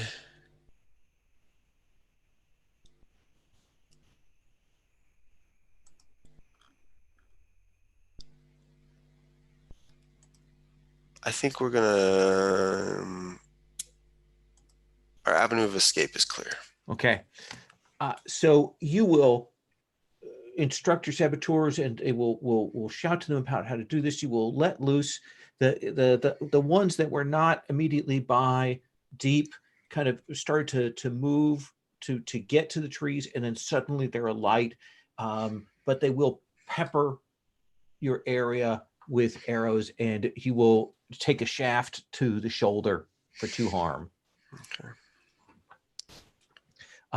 But then there's nothing but the sort of dying screeches of these things, and the smell of burning wood in the rain here. And you will see that there is a big seed pod here, Quartz, that looks unusual. One of them was carrying. Then I will unleash power to try to work out what it does. Okay. The GM gives you a few clues of what it can do. It seems like a plant growth thing. Like you could use this to wildly grow vegetation of a particular kind in an area. Or suppress it? Control or just enhance? It's intended to grow and enhance the growth, but it's also intended to dampen down the local sort of wild pinkish fauna. Right. So this wouldn't be, because what I wanted to do is to control the the spread of the primordial concurrence in some way, or have the basis of that. Doesn't seem like it would do that. You could save this for unleashing wild, become a green mother kind of vegetation, or disrupting the sort of the local tainted fauna. Okay. Well, then let's roll plus 2. Yeah, Okay. because I couldn't have force at 2 because it's not one of the advantaged. Oh, okay. The advantaged. So let's roll plus 2 then with law. Well, that's a 9, 10, 11 again. Okay. So Why can't I roll like this when I'm playing the children? Why can't I roll like that when I'm playing the wave? So what thing don't you want it to do? Okay, what don't I want it to do? Maybe Deep should take over. They seem to be doing very well. I'm hiding in some cover. Okay, on a 10 plus, pick 3. Okay, the relic does exactly what I wanted, which is to overgrow the concordance with natural local vegetation. Yeah, sounds good. It can be used more than once, so it can be used again. Okay. And I want to avoid the relic side effects. Okay. But it will rouse other relics in the area. Yeah. Okay. So the group can gather together. There's sap all over Deep at this point. And you can press on if you wish to. Because Deep is a bit weird, he's licking it off. Okay. Deep, do you remember? This isn't going to be like that time you thought that solar jelly was completely edible, right? Oh, my blood is up. My blood is up soft. Oh, she doesn't say Jesus. She says the dancing wave equivalent of Jesus. And my warm? presence. And Sorry, warm? Yeah, so I think Warm is going to take off and start like flying a little recon circle above people's heads, so just above the tree line. Absolutely. As they're traveling along. So I think it's easy when you get up to height, in the rain. This doesn't require a roll. You will see you've got maybe a half a kilometer to the wreckage of this ship. And it looks a little bit like your own ship, like the Spoken, but there's a different kind of color to it. Its color is not vibrant. It looks like a bruise, like it is that that purple and pink, the vegetation around here shares that, but it is like that sort of healing bruise. But the thing that will strike you is, besides the sort of the crackling energy that is causing, like, the air is turning into triangles and those are dropping to the ground, and there are weird vortexes there where you can see things through them. That all of that energy. The back part of the ship, there is this large group of these primordial concordants, and they seem to be working with some kind of, you're not sure if they're wooden engines or what. They're masses of trees, and it looks like what they are doing is they are using their woodland tech to break down the ship. They are trying to convert and destroy it.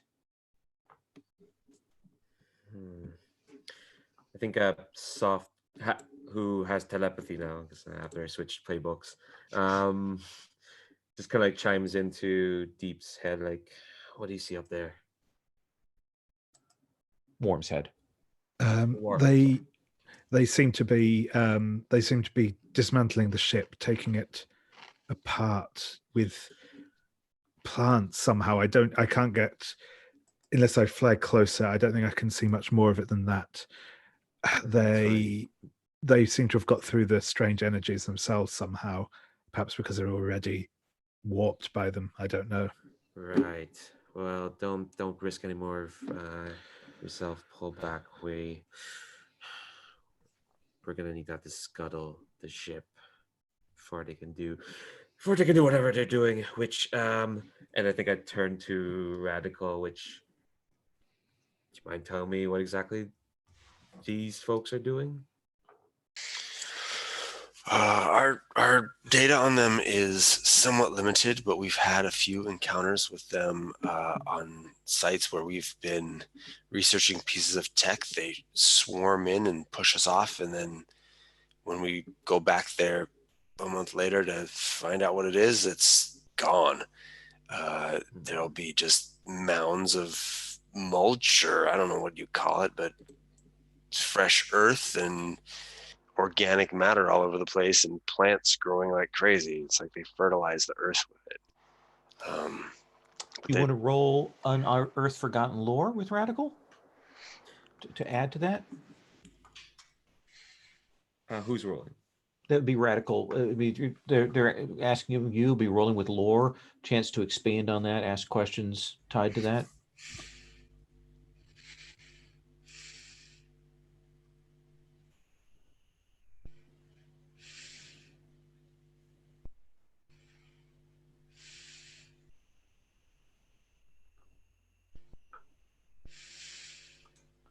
What do you think? Me or Leon? Radical. Oh yeah. I'll roll that. Okay. Sorry. That's okay. There's so much stuff going on. Lore. So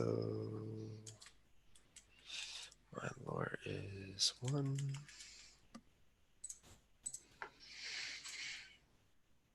Uh, 9. So you get 1 data, and you get to ask 1 question.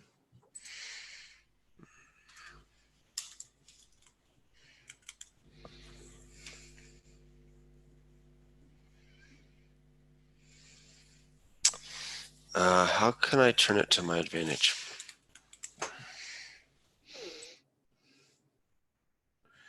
It seems to you like they are just kind of processing this place. They're not like trying to use it like to take it for their own advantage. They're just trying to break it down. And if you could get in, you could probably get to the libraries that Soft is directing to. What you would need to do is, because they are kind of very purpose driven, if you could find some way to distract or draw them off, they would go en masse, because they don't usually, they have groups like this, the scout group that's out here, but that group is working on things and they will all go. They won't leave people behind. All right, soft. I think there's probably a few things we could do here. If we can get in there and get out, I think that's our best option here. But we're gonna have to get them away from the ship for a bit. So Okay.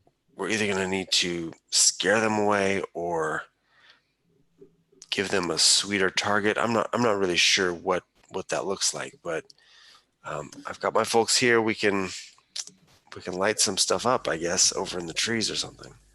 I think Deep will speak into Soft's mind, saying, "Do you trust this monkey?"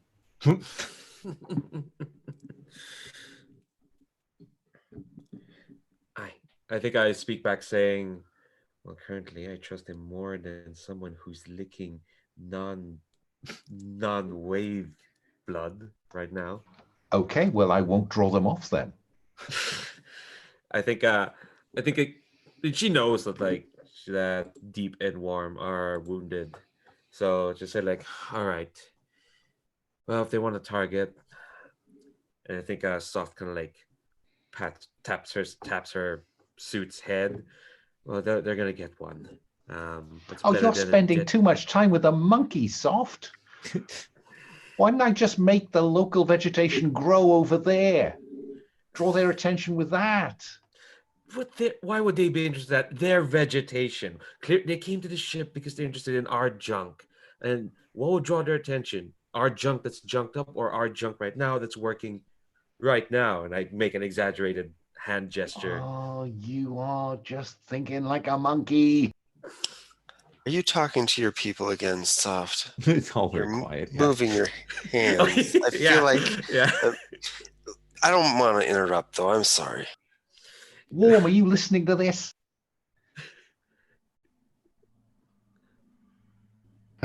No, I can only receive. Oh yeah, Warm doesn't have. I just realized you're not telepathic. Oh, sorry, Radical. Basically, I'm gonna be a distraction. You all get the stuff we need. I'm just gonna. You can't be the distraction. I need at least one or two of you to come in there with us. You know the way around the ship and how it works and all that. Well, these two will come with you. I'm going to be the distraction. It'll be fine. Why don't you let my people be the distraction, and we'll take care of that. And you guys go in and get the tech and the information out of there.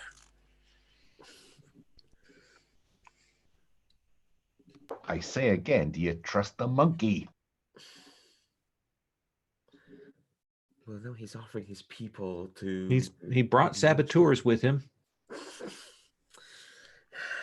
I think Soft really wants to throw herself into the fray, but I think Radical is again being practical and logical because that's what he is. So he does. So it's not even going to be a roll. It's just like, all right, fine, but we'll get in and get out as quickly as possible. Don't you and your folks don't overextend yourself as much as you need to. You're scientists. You're not soldiers like us. Okay. Lowell, how much time do you think we have to set something up? Or is that other group of scouts going to come by? I'm just wondering, I have a move, but it takes me a few hours. Yeah, probably don't have that time. Okay. But I mean, your saboteurs could get moving and get something set up reasonably quickly if you wanted to put them under orders. We'll do that. So they're quality 1. Yeah. So do you see them get together? They've got whatever kind of explosive pack and devices that they've brought with them. They kind of have assayed the area and they will begin to head out. Let's have you roll. And I just roll with their +1? Yep. Okay, great. An 8. Okay, it is done, but choose one. They fall short in one particular aspect. If there's unfortunate consequences, or it costs them, their quality drops by 1.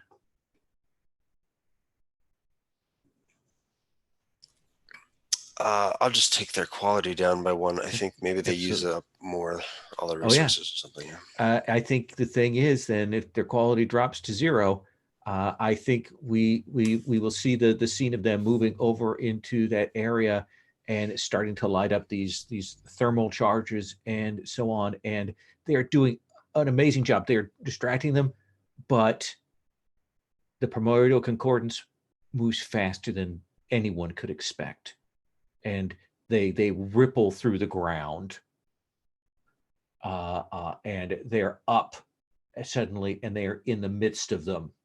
And it is, all you hear are the shrieks in the distance.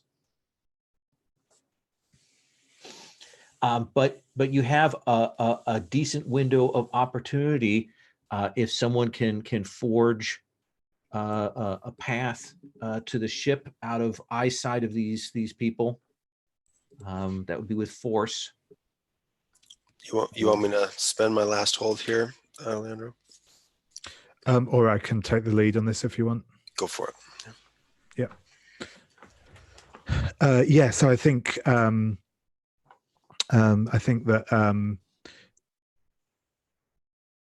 that this time Warm shifts into a kind of like a jungle cat type form, and sort of starts leading through the undergrowth and kind of climbing along tree branches and stuff to kind of act as a vanguard sort of thing as they lead the others towards the ship.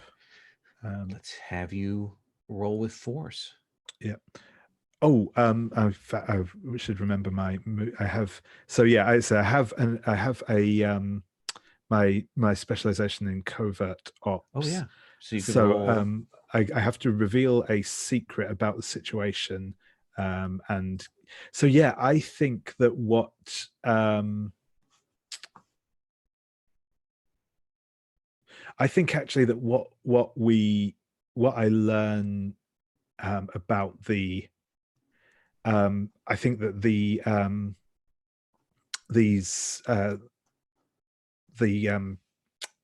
what you call it, the concordants are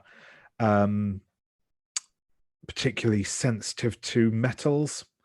They can kind of sense the metals in the ground, well, around, sort of through sort of their through all of their senses. They can kind of feel metals in their presence. So I think the fact that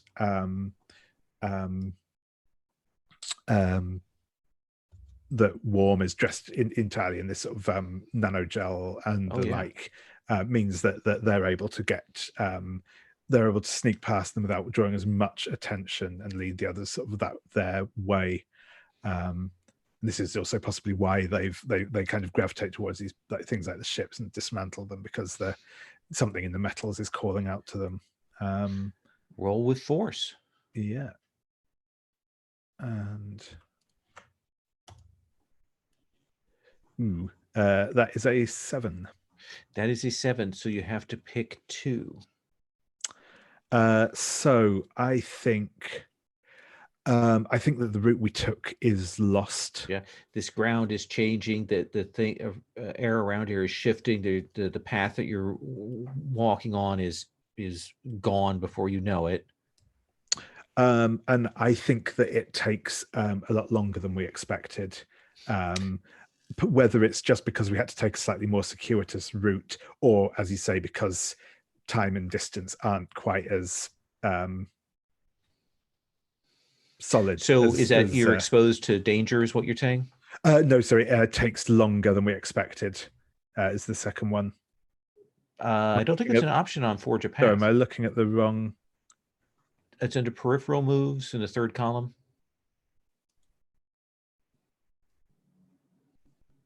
On the basics.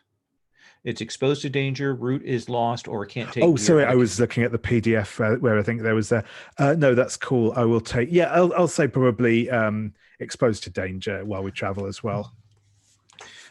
So, and actually, I'm looking at this in the book. It does look like there is a lot longer than expected. Now, if you take that option, that means you'll draw the concordance. They will have time to get back. But you can take that option if you wish.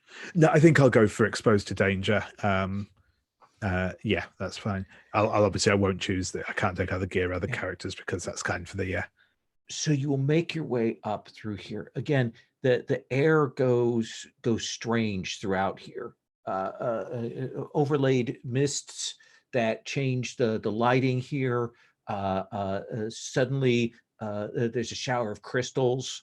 The ground cracks under your feet, like a wound, and there is one of those moments when just some more of this strange pinkish purple energy just washes and hits you.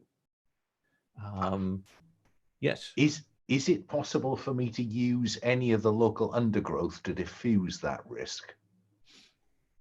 Yeah, actually, is it do quick action here, or what do you think you're doing? I think I'm unleashing the power of that seed pod to control local growth, to kind of try to kind of cover the wound, Okay, and act as a buffer. sure. Roll with lore. Okay. Oh goodness me, that's 11. So this starts to wash over you, and then there's this growth of the plants that will kind of block it for you, and then you are up. The group is up to the ship. You find your way up. You get up to the entryway. Soft. You get up to it, and the ship is locked. Of course. The back end is kind of exposed where they're working on those things, but up here we want to get in and get to the logs. It's how would you get in? What is the way that your people use to get inside of this? The thing is, because this is the entryway to like some rather like intimate sort of quarters. So how it usually does is like you press your nanogel suit against like a specific like, indentation, and the nanogel melts into it, and you go inside in your actual form. Hopefully, there's still liquid inside. Okay. Then why don't you roll with lore? What is this move specifically? Diffuse. Oh, diffuse. Cool. I'm gonna spend a point of data. This seems very important. Okay. Okay. And data gets me advantage. Okay, cool. Lore. I feel like I might need it. Well, I don't, because I rolled a 10. For once. So you will hit it, and you will be drawn into the gel of this thing. And you can float up into it. You can turn the lock off if you want other people to come up here with you, but you can float. The ship is desperately trying to hold this liquid together. There are spots in it where the liquid has hardened, like a kind of cancerous cell that has buoyed up, that you have to kind of push aside because the ship is sick and it's giving way and it's letting off this energy. But you can make your way to the data banks. And what does a data bank look like for this? Ooh. I probably should have thought of that. I'm just thinking of aquamarine sort of stuff. Probably like strands of coral. Okay. I think not strands, pipes. Okay. I think definitely the inside of this, it doesn't look like I mean, these ships look metallic on the outside, but the inside definitely it kind of does resemble an aquarium of some sort. And I think the data bank specifically like these pipes, and you kind of like have to insert your tentacles into those pipes. Because I think right now you're seeing soft as they really are, which is I guess well, it's a specific type of cuttlefish, and I've closed the tab. It's a broad club cuttlefish, I think. So we see you whatever. floating through there, your nanogel cell kind of hanging behind you as you go in, and you will put those tentacles in there, and you'll start pumping the information out. While this is going on, deep and warm and radical, you can see that there's the last of that fire seems to have died out, and those things have come back to the back part of the ship, but you've already moved out of their eye line. So they're not going to see you where you're at right now, but when you go to leave, you may have another issue. And you will get the data, so much data, things that were hidden from you, things that were not revealed, things about this planet, all of that kind of stuff in here for you, soft. And you will draw it out. And you will float back and return back to your compatriots outside. How are you cheesing it? How are you getting away? What stratagem or approach are you using? To go back, you're probably going to be crossing their eye line to be able to get to where you want. What are you going to do to protect yourselves? Can I ask, when Warm reported back from our aerial surveillance, they were building machines of wood. They were using the machines to transform the ship. Okay, and the machines are made of wood. Is it their wood or local? That's a good question. It's probably a combination of them. So would it be possible for me to use that plant control device again to mess with the machines, or the point at which the machine interfaces with them? Create a disruption there that would draw their attention? Diffuse their ability to chase us down. Roll lore.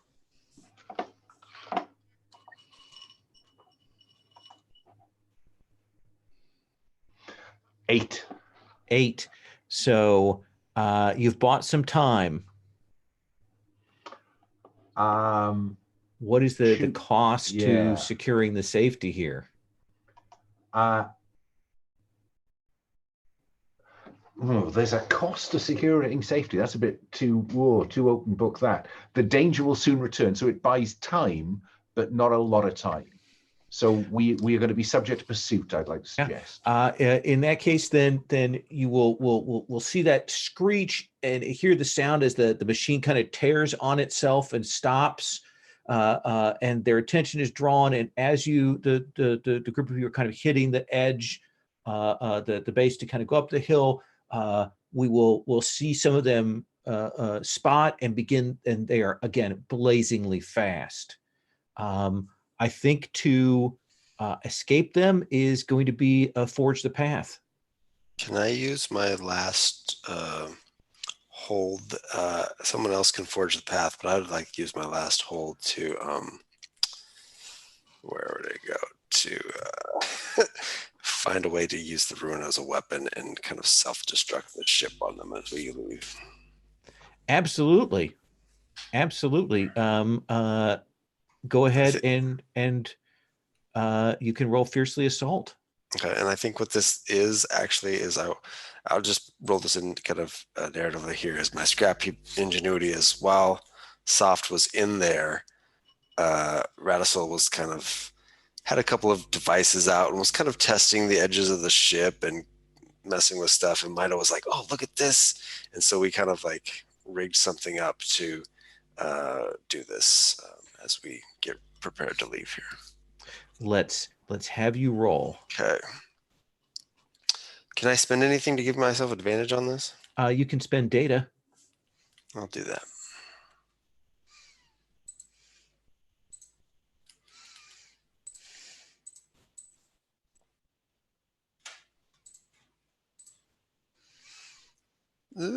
That's not good. This is force. That is force. Yes. 7 minus 1. Can I aid? Yes, you may.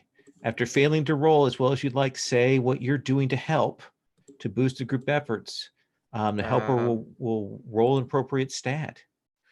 Yeah, well, the thing if you is, succeed, it'll go up a category. Yeah. Well, the thing is, Soft knows the ship quite well. she kind of used to pilot the ship. So I think so. Part of this is like, I think when Soft comes out and sees that like Radical has rigged up the way to blow it up, she probably notices like where he could be more effective Absolutely. in that regard. Roll with lore. I just realized Alan was ready to offer himself up. He's a better roller. He has more luck than me. Why did I Oh do no, this? you need to roll this. Yeah, I know. Oh, that's an 11. What? No. Inconceivable.